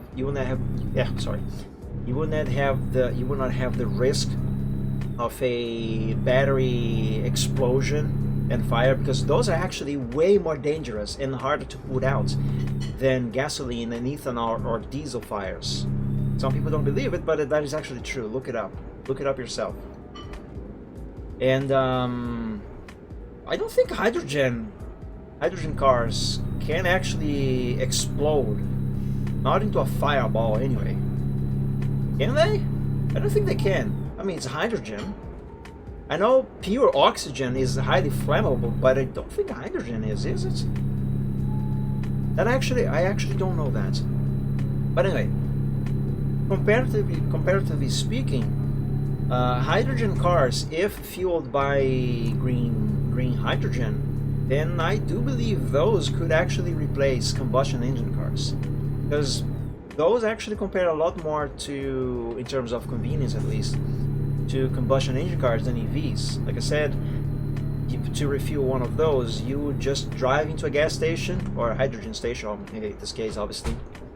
You would just plop the nozzle of the pump into the fuel tank there, wait a minute or two, and off you go. Otherwise, with an EV instead, you would have to park next to a recharging station and sit there for at least an hour until you would have enough juice in the battery so you could drive a few more meters before you have to recharge again. And that brings us to the matter of range, because combustion engine cars, they are so much easier and quicker to refuel, and the engines on those things have already evolved so much that they became so fuel efficient that you can go very far before you need another refueling. Hydrogen cars, they can borrow a lot from what the combustion cars have already done and evolved all throughout over 100 years of existence. And in that regard, they are still very identical to combustion engines while still being superior. So, like I mentioned, just pull up to a pump, wait a minute or two, and off you go. And they are also very fuel efficient, just as much as the gasoline powered engines, as far as I am aware. In other words, they offer good range, just like a combustion engine, unlike an EV. So yeah, actually do look it up. Green hydrogen. I think that is called green hydrogen. I might have been saying this wrong all this time, but actually no, I have not been saying this wrong. Now there was something that I wanted to ask my phone. Oh yes, I wanted to ask if a hydrogen car can explode into fire or something like that. Let me pull into this way station first, then I'm gonna ask my phone. It's expensive to produce in general. Exactly. Yes, that's exactly what I was talking about. Hydrogen, as of now, the conventional methods of production, they are way too expensive. But, as I mentioned also, Brazil has been developing a method to produce that without generating as much pollution, if any at all, and way more cheaper. Alright, let's ask my phone here. There's actually, I think, two things I want to ask my phone about hydrogen. Do hydrogen cars combust into flames? According to Firehouse magazine, while HFC EVs do run off hydrogen, the chance of fire or explosion is extremely low. Hydrogen is a stable fuel source and its properties are well understood due to extensive use in industrial processes. So if I am understanding this correctly, I was actually right. A hydrogen car, as far as like having a fire start, for example, due to, I don't know, fuel leaking, for example, a hydrogen car would be mostly, if not completely safe. You would be fine with one of these. If anything, I suppose the worst thing that could happen would be the hydrogen tank, because those things are highly pressurized. It would be one of those tanks exploding due to some issue with a valve or something like that. But no fire. So great, that would be another very, very good positive point towards a hydrogen car, and another positive thing over a combustion car and a battery pack on an EV. Because as I mentioned before, an EV fire is absurdly dangerous, far more dangerous than a gasoline fire in a regular car, for example. So that is a very good thing. I think I like hydrogen cars. Now let me ask about green hydrogen.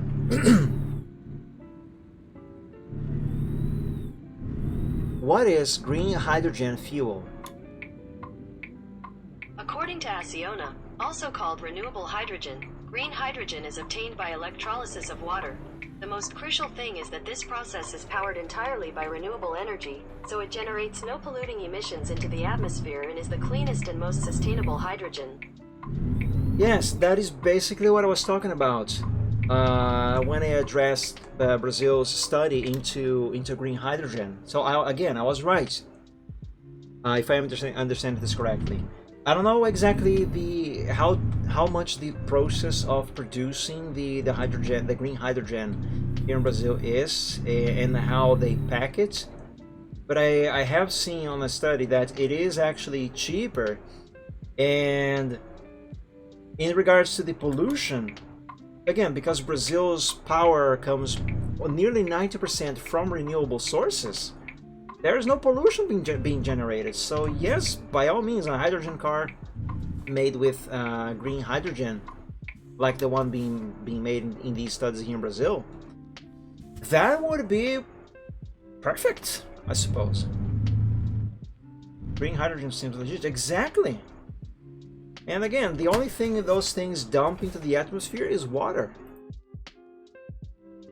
That actually makes me curious. Can you actually drink the water that comes out of the escape pipe of a hydrogen car? Let me ask. Can you drink the water expelled by a hydrogen car? According to Al Jazeera, believe it or not, yes.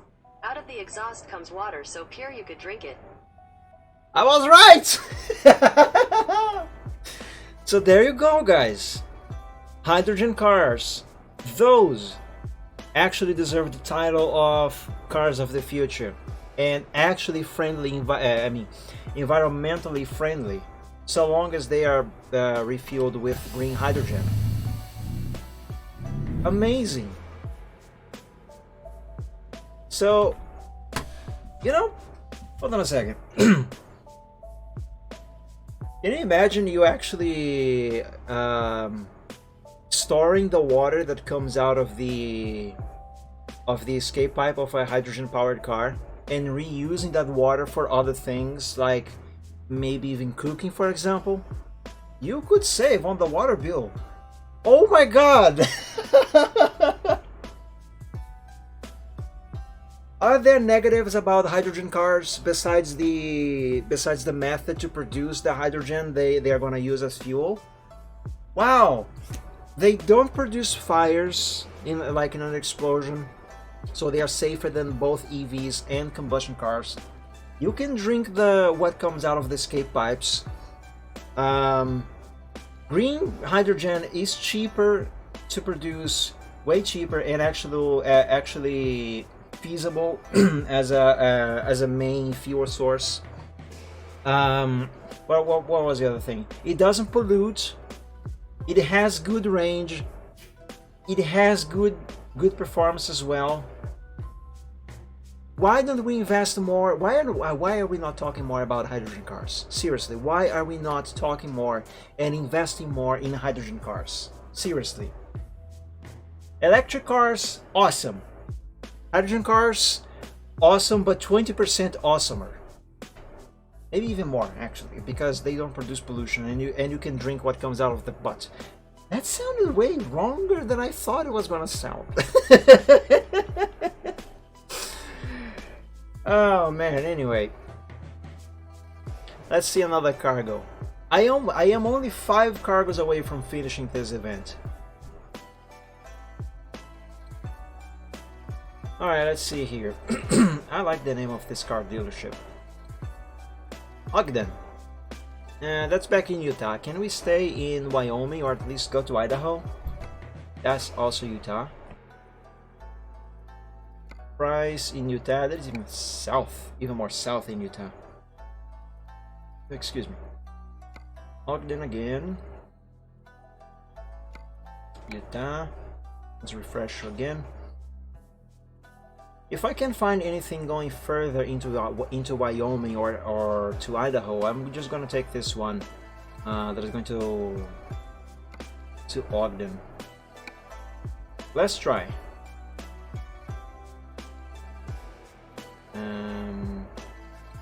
Ogden, Utah. Alright, fine, I'll take this one, unless, yeah, no, I'll take the one to Ogden. There it is. We've had loads of protests this year, which meant roads were getting blocked by climate activists. You know, something that is absurdly, I hate those guys, by the way. I hate it. I hate them. Even if their idea might be the right one, they are going all wrong about it. And I hate them because here's something absurdly hypocritical about those protests.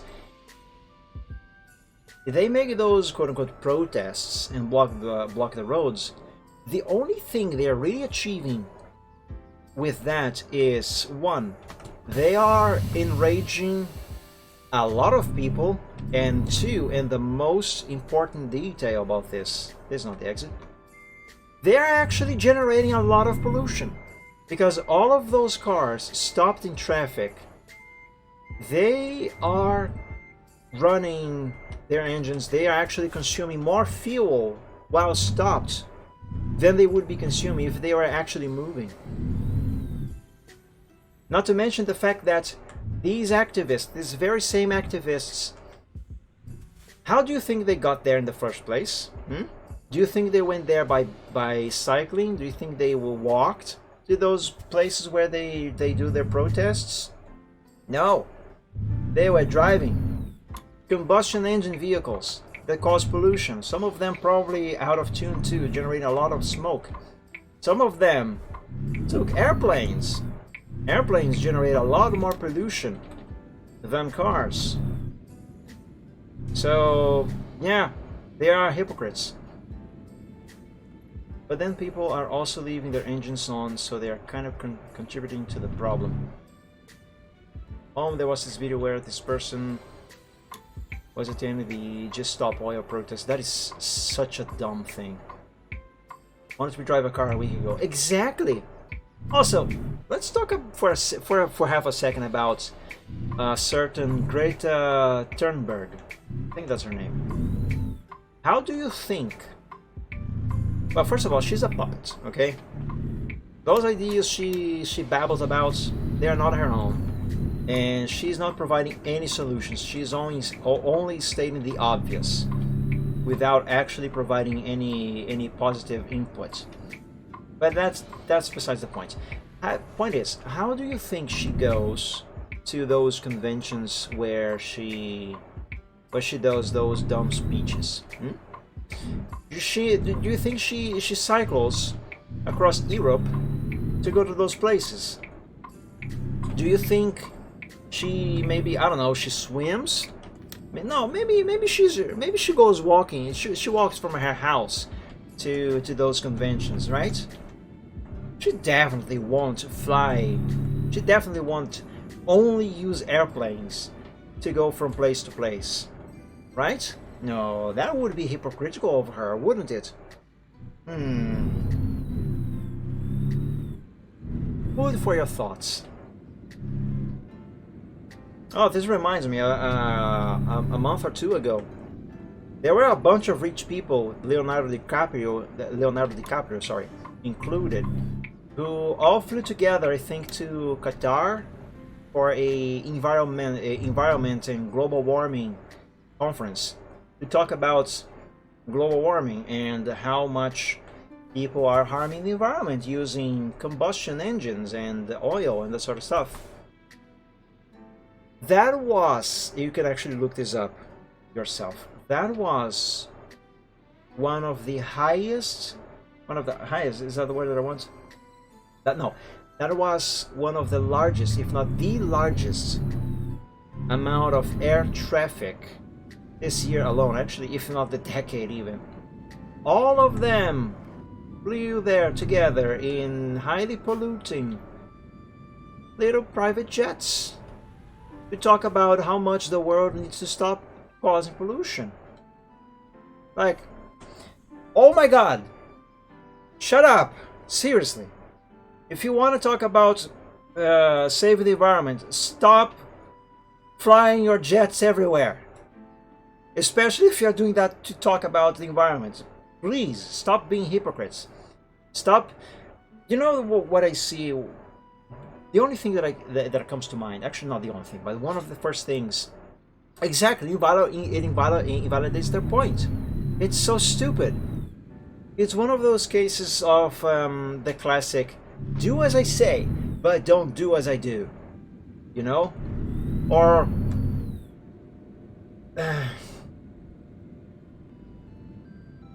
I was trying not to say this, but the comparison is just basically perfect and unavoidable. It's like in socialist and communist dictatorships, where they decide, the higher ups decide that you can have this, this, and this if I say so, but no, not quite like that. It's like they are trying to tell you what you can and you cannot have or do, while they themselves are free to do and have whatever it is that you are not allowed to have and do. That's the thing. And yes, it absolutely invalidates their point completely. Imagine saying going vegan is good, only to be eating meat. Yeah, that is another very good example. Like, let's say me, Mike Dragon. Well, first of all, I love meat. Okay, I actually feel sick if I don't eat meat for a while. Even if I don't eat meat for a day, I don't feel as well as I feel if I do. So by all means, I love meat. But let's say that I, Mike Dragon, I say, hey guys, everyone, I'm vegan now, so should you. Stop eating meat, stop using products made from animals. You cannot even drink milk. You cannot even drink milk. Okay, let's do everything from soybeans and tofu and yeah. Let's also, by the way, vegans also should stop driving cars, because cars also use animal parts sometimes. Like, where do you think leather comes from? Anyway, so yeah. And I try to evangelize everyone and get everyone to become a vegan. But while in the meantime, inside the four walls of my house, here I am eating a very juicy steak. How about that? Same thing. Completely validates my points. And I assure you, there are vegan evangelists out there that do against what they say for people to do. I'm pretty sure those exist. It's impossible that those people don't exist. Not like that. But yeah, if we really want to make a positive impact in the environment by swapping the cars from combustion powered vehicles to something else, then hydrogen cars, those are the ones we should be aiming for, not electric. Unless you actually want to go and redo the entire power grid and power plants in the entire whole world. And mind you, there are many countries, most of them in fact, that actually cannot switch to hydro plants, for example, to generate their power. That is one of the reasons why the United States still uses coal and gas. The geography is just not very friendly to power plants, to hydropower plants. Hang on a second, where am I going? Calculating route. Oh, that's taken a while. Well, while the GPS calculates the routes, let me wait for that in here in the NCZ, so I'm not gonna be in anyone's way.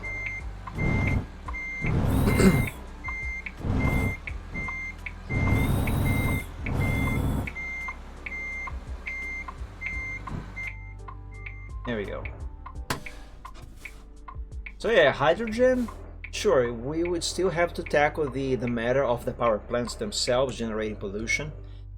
But the hydrogen cars, those would be basically the perfect storm when it comes to generating pollution or not with our fleet of vehicles on the roads. You don't have to change power grids, you don't have to change power plants. Basically all you have to tackle is how you generate that hydrogen and how you pack it up to ship it to the gas stations. Or I should say refuel stations, because, you know, even with vegan food, I see nothing wrong with people going vegan, but then if they're not committed to being 100% vegan, they're not vegan. Basically, and you know what? Unless that individual, again, I also don't have anything against vegans. What I have against in terms of vegan is some philosophies, but mostly those who try to force you and others to be like them. And of course the hypocrisy, which is basically what we are going to be talking about right now. Unless the individual decides to go out and live completely naked, the way they came into this world, in a forest, far away from civilization, they are not gonna be able to be 100% vegan, because at some point, one way or another, they are going to be using something that comes from animals. Even if they don't think they are gonna be. That vegan teacher comes to mind. Oh god, I remember I saw this a month ago, more or less.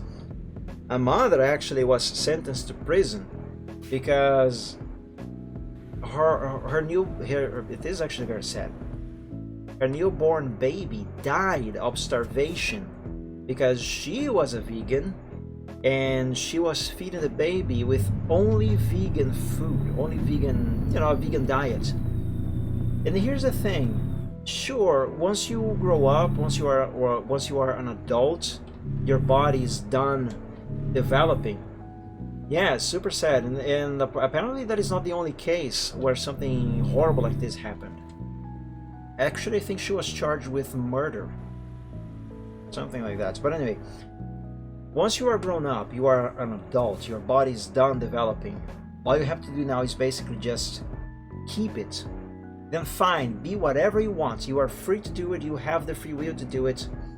You can think for yourself. You want to be a vegan? Go for it.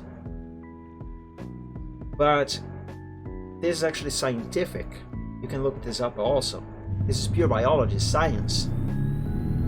Humans, although by nature omnivores, we do need meat. We do need meat to develop, to feed ourselves. How do you think our ancestors managed to survive all of those harsh winters? They were not eating vegetables. They were not farming. They were hunting for meat. Also, why do you think humans have canine teeth?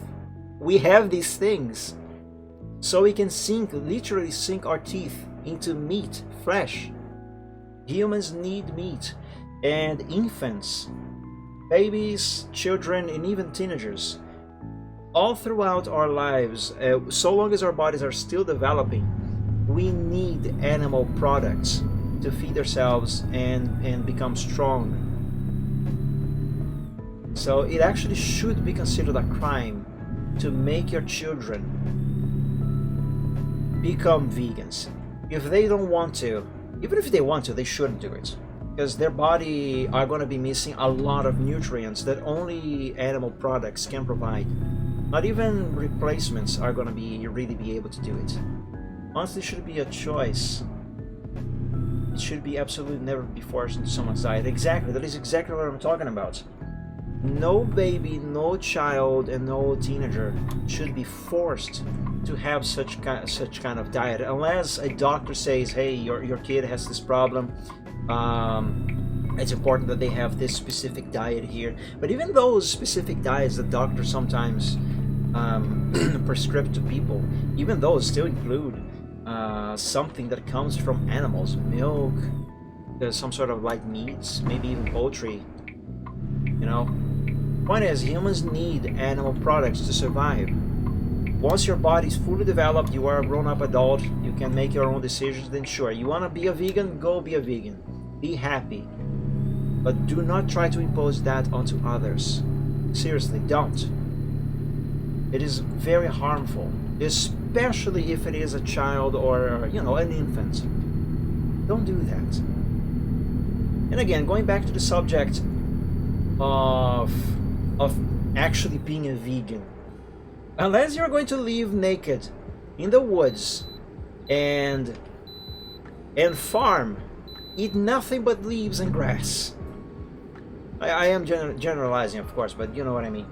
Unless you're going to do that, you're not truly a vegan, because whether you like it or not, whether you know it or not, you are still going to be using something that comes from animals.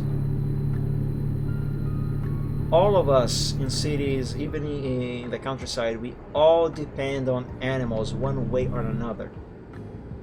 Like in terms of cars, for example, car has leather, the leather comes from animals. Actually, I think this seat here is leather. A purse that you might have to keep your belongings, something in that thing came from animal or had an animal involved in its production at some point. Shoes, the shoes you wear, glue, also glue, lots of things that you probably don't even imagine might come from animals. They came from animals. And honestly, it is impossible for a human to live, not unless they go live in the woods all naked, like our ancestors who were swinging from tree to tree. Unless you go back to those times, you know, return to monkey. It's impossible for a human to live without generating some level of pollution. It's impossible. The best we can do is try to be as sustainable as possible. But otherwise, do like these environmentalists say, that is impossible. That is just not possible. And besides, not even them do as they tell others to do. Actually, I remember this interview once where the interviewer was just asking some environmentalists what they thought should happen, what people should do, etc. That people should stop using airplanes, should stop using driving cars, etc. And then once they exposed all their points, all the things they thought people should do, the interviewer asked them, all right, but would you no longer take an airplane to visit someone, for example? Would you stop using a car? Would you walk everywhere?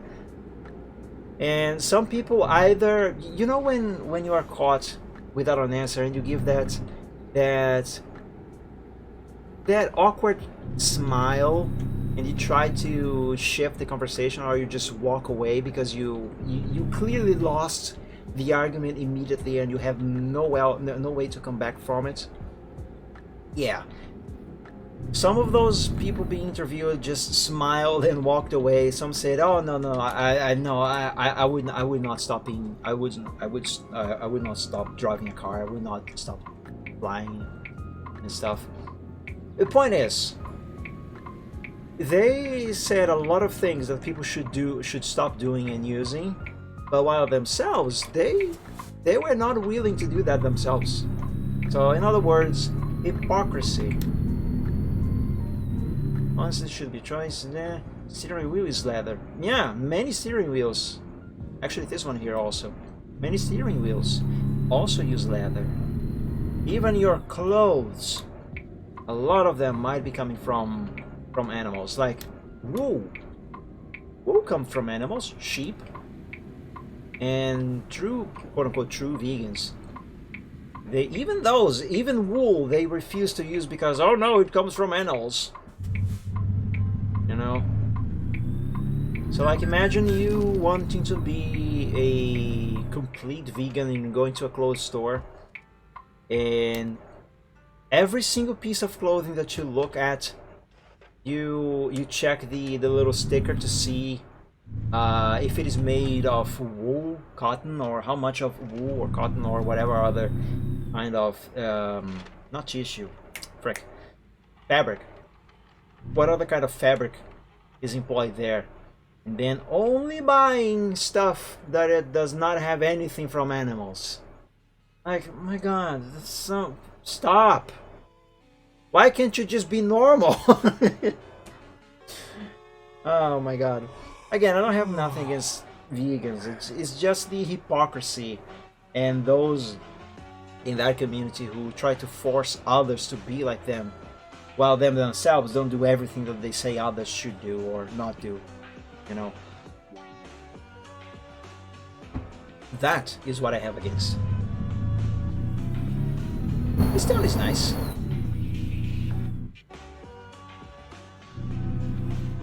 But yeah, bottom line is, there's no way you can live in a modern society without having some pollution, or rather, without causing some pollution.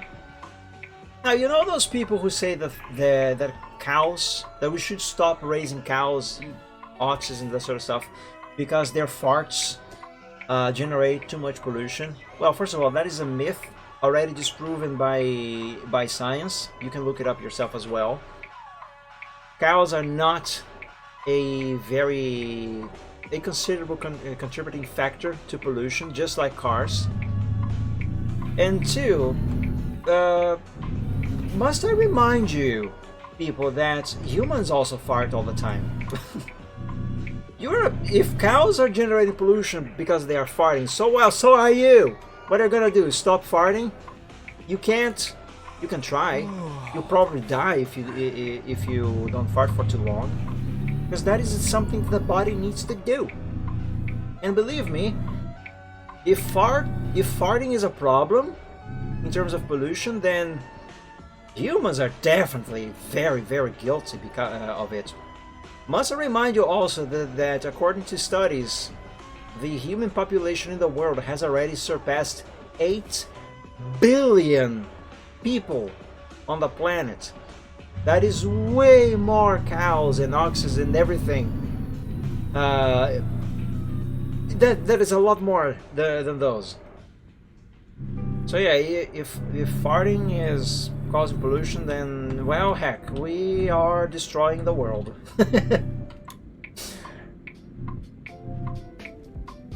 Any research on whether farting can cause pollution? Alright, let's ask my phone. Let me just make this turn here first. I need to turn the camera.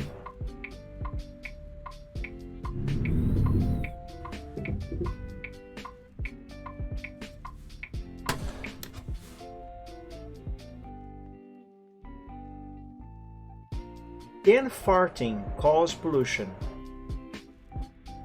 I found this on the web. I was expecting you would actually read it to me, phone. Oh, but here's an interesting question on the suggestions. People also ask, does human farting cause pollution? Let's see. What an interesting topic, isn't it? I don't think fart jokes are ever gonna not be funny.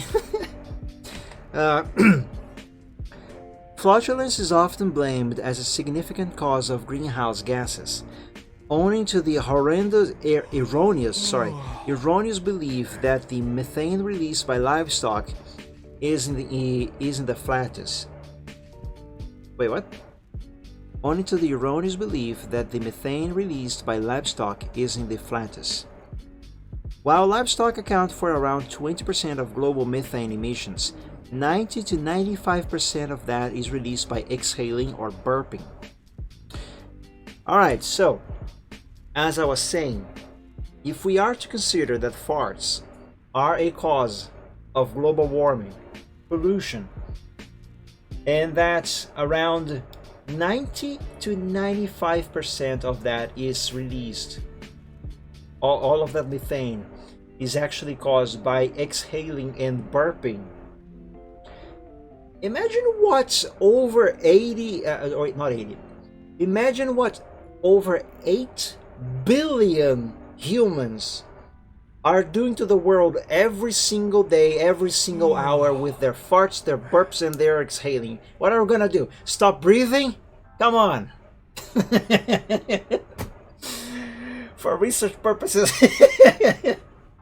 Humans aren't livestock. Well, we live. We also burp. We also fart. We also exhale. Right? And we are all over 8 billion. There's over 8 billion of us in this round planet of ours. So yeah. We are guilty as charged. By the way, my driver needs to sleep, and I just realized I need fuel. So let's set the GPS to the nearest repair shop or gas station, preferably. Here, over here should be perfect. How do I get in there? There. Let's set the GPS to right here. Need to sleep too. Yeah, I might actually finish this some other day because I still have a few more deliveries to go. Actually, how many more deliveries do I still have left? I have very few, but it is getting late here and I am getting hungry. So I actually think I am going to wrap up now and just drive to the to the rest stop at the gas station. Alright, Ash, thank you so much for joining this stream today. I hope you enjoyed. I hope you had fun with our conversation. That conversation was actually quite awesome. I loved it, especially the fart part. But yeah, sleep well. Thank you so much for joining. And dream of dragons. All right, let's head to the gas station.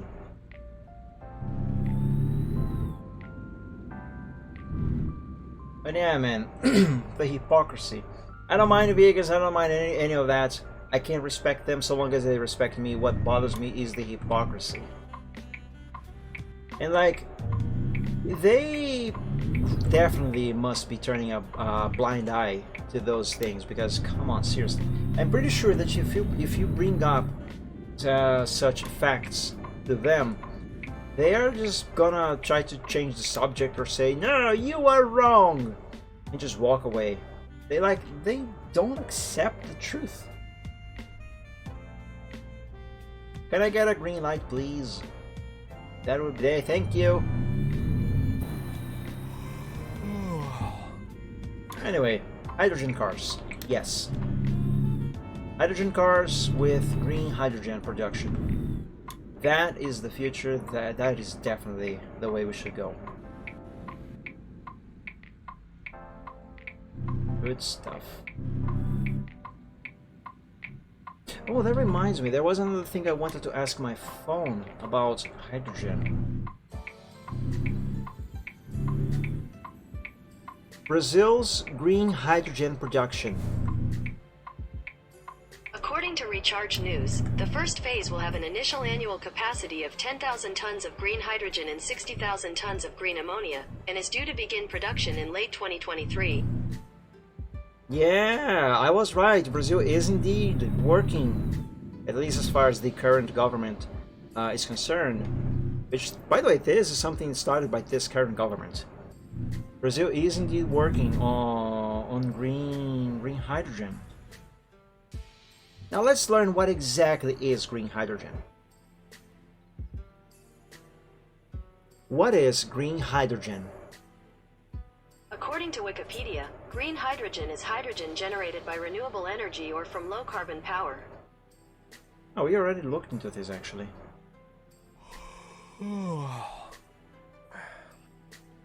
Oh, but there's an interesting first research option on this result here.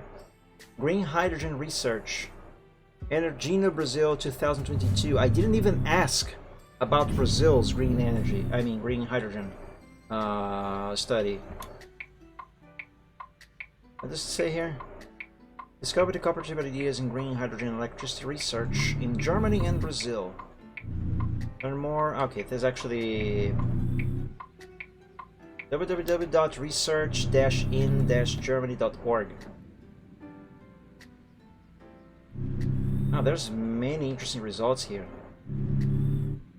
I am looking at my phone, but also trying to look at the road at the same time. I gotta put my phone down. You should not use your phone when you're driving.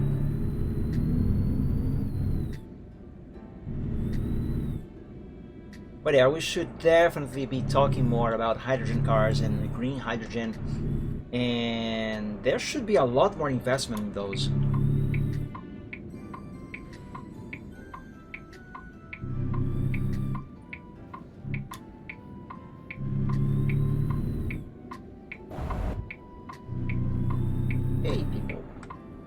Hello, peeps.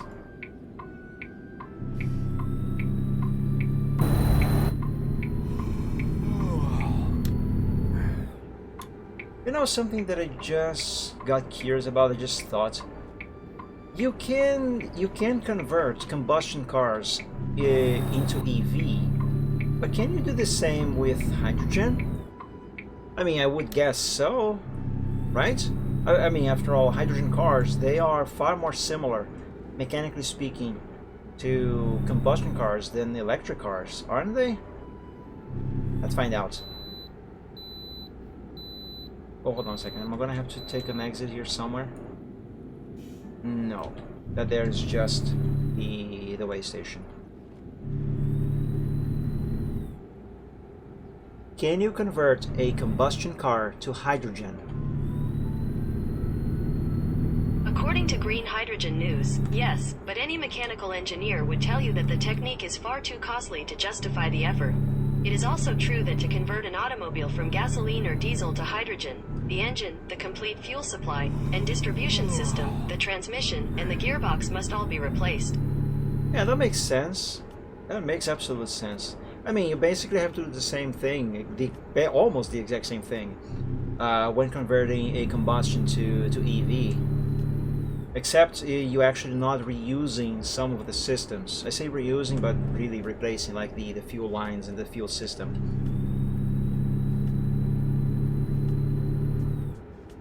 Now, I do believe that if hydrogen-powered cars actually do take off, the costs involved in converting combustion cars into hydrogen-powered cars, I'm pretty sure these costs would definitely drop, because I mean, that's usually how things work with technology. A new technology is always more costly when it's new than when it has already been proven and used for many years.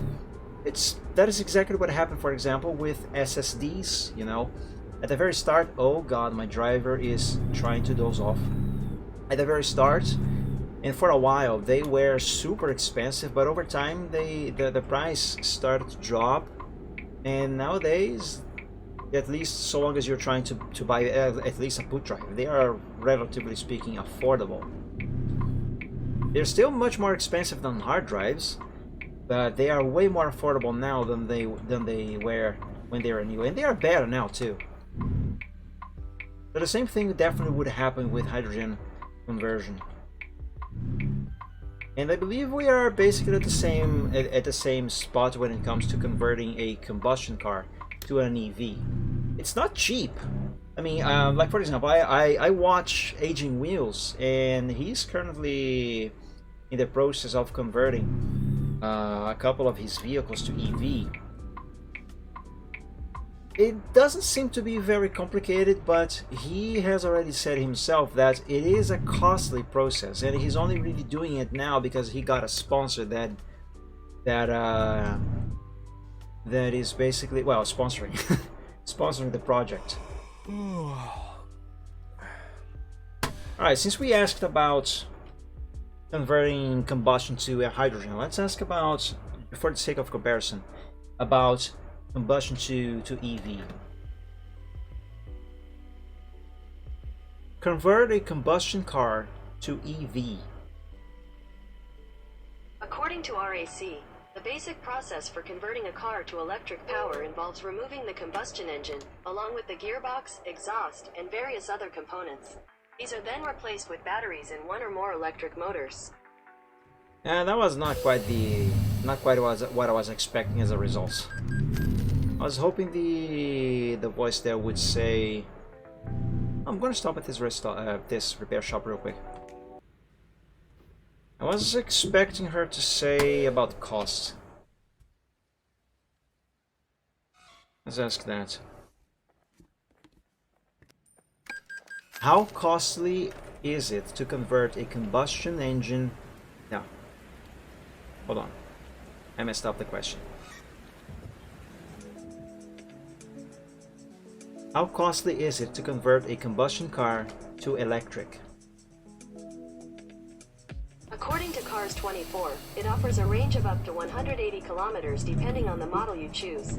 Also, this kit is easy to install and the aforementioned cars can be converted to EVs using this kit in less than 48 hours. The price of this electric conversion kit is 4 lakh rupees. That is so not what I asked. Rupees? What are you talking about? It offers a range of up to 180 kilometers depending on the model, blah blah blah. I did not ask for rupees. Well, that there just goes to show you how little is actually being invested on researching and developing hydrogen cars.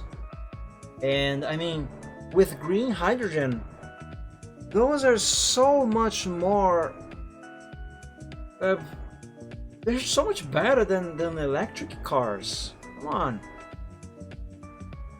People should really, the engineers, the scientists, and etc., they should really invest more on hydrogen. But anyway, that's going to be everything for today, everyone. I stream every week on every Wednesday, Friday, and Sunday. Every Wednesday, I play American Truck Simulator or Euro Truck Simulator at 6 p.m. Eastern Time. Sometimes I might play some other trucking game, but it's mostly ATS and ATS2. And I play a different game every Friday, also at 6 p.m. Eastern Time. And on every Sunday, I play... No, I don't play anything on Sundays. Every Sunday, I do art live at 2 p.m. Eastern Time. I have a Discord server now. It's called Dragon Realms. If you'd like to join, there is a link below the stream that you can click on to join. However, for the moment, it should only be accessible by members of the art group Dragon Realms over at DeviantArt and subscribers to the channel here on Twitch. So if you are one of those and you would like to join the server, you will be more than welcome to. What else? Oh yes, I said I was going to do some reports before I ended the stream, but time's a bit short and I am very hungry, so I'm gonna owe you one on that. Maybe next Wednesday. But yeah, I will be opening the server to the general public in the near future, so anyone can join at any moment, whenever they wish. But for now, only members of the actual group and subscribers should be able to join through the link below. So if you are one of those and would like to join the server, and the link doesn't work, then you can message me on DeviantArt or on Twitter, or even send me a whisper here on Twitch, and I will send you a link directly through there so you can join the server. The link below sometimes breaks, and I don't know how to fix it or why it breaks in the first place. So there's that. So if the link doesn't work indeed, message me on DA. My name on DA is here on the top of the screen. It's MikeThisDragon, and on Twitter it is @_MikeDragon. So on DeviantArt that would be www.deviantart.com/MikeThisDragon. I have an Inkblot account as well, but I'm not really using that one for messaging yet. Also, I'm still not done re-uploading everything that I have on DA to there, so I'm not yet really gonna talk much about that one yet. So if you need, message me on DeviantArt, Twitter, or send me a whisper here on Twitch, and I'll send you a private link to a private invite link directly through there. And that is going to be everything for today. So everyone, enjoy the rest of your week and enjoy the rest of the year, actually. By the way, that reminds me, when is going to be the 31st? Can I open the calendar? Calendar, please. The 31st of December, the last day of the year, is actually Saturday. So we should still have a stream, if all goes to plan, on the 30th. So in any case, enjoy the rest of your evening, if it's still evening for you. Enjoy the rest of the week, enjoy the rest of the year as well, and may this next weekend be an awesome one. So until we meet again on the next stream, everyone, God bless you all, stay safe and healthy. Thank you once more for joining, and have a very good night of sleep, sleep well, and as always, dream of dragons. Everyone, see you soon. Bye bye.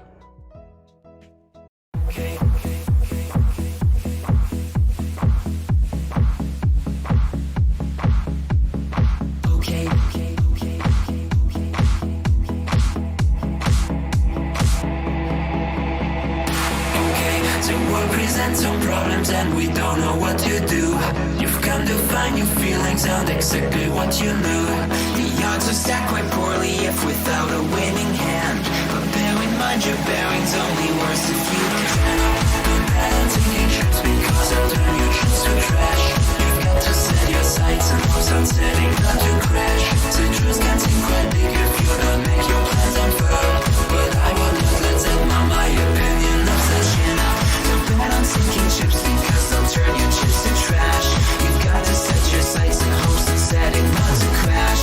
The truth can seem quite bleak if you don't make your plans unfurl, but I would not let that mark my opinion of the fact that if you could fix the failings of the current paradigm, we would have a hero who's supposed to be elusive and on time, just on time, and then we would all contrive new conflicts, you know. So bet on sinking ships because they'll turn your chips to trash. You've got to set your sights and hopes on setting not to crash. The truth can seem quite bleak if you don't make your plans unfurl, but I would not let that mark my opinion of the show. Bet on sinking ships because they'll turn your chips to trash. You've got to set your sights and hopes on setting not to crash.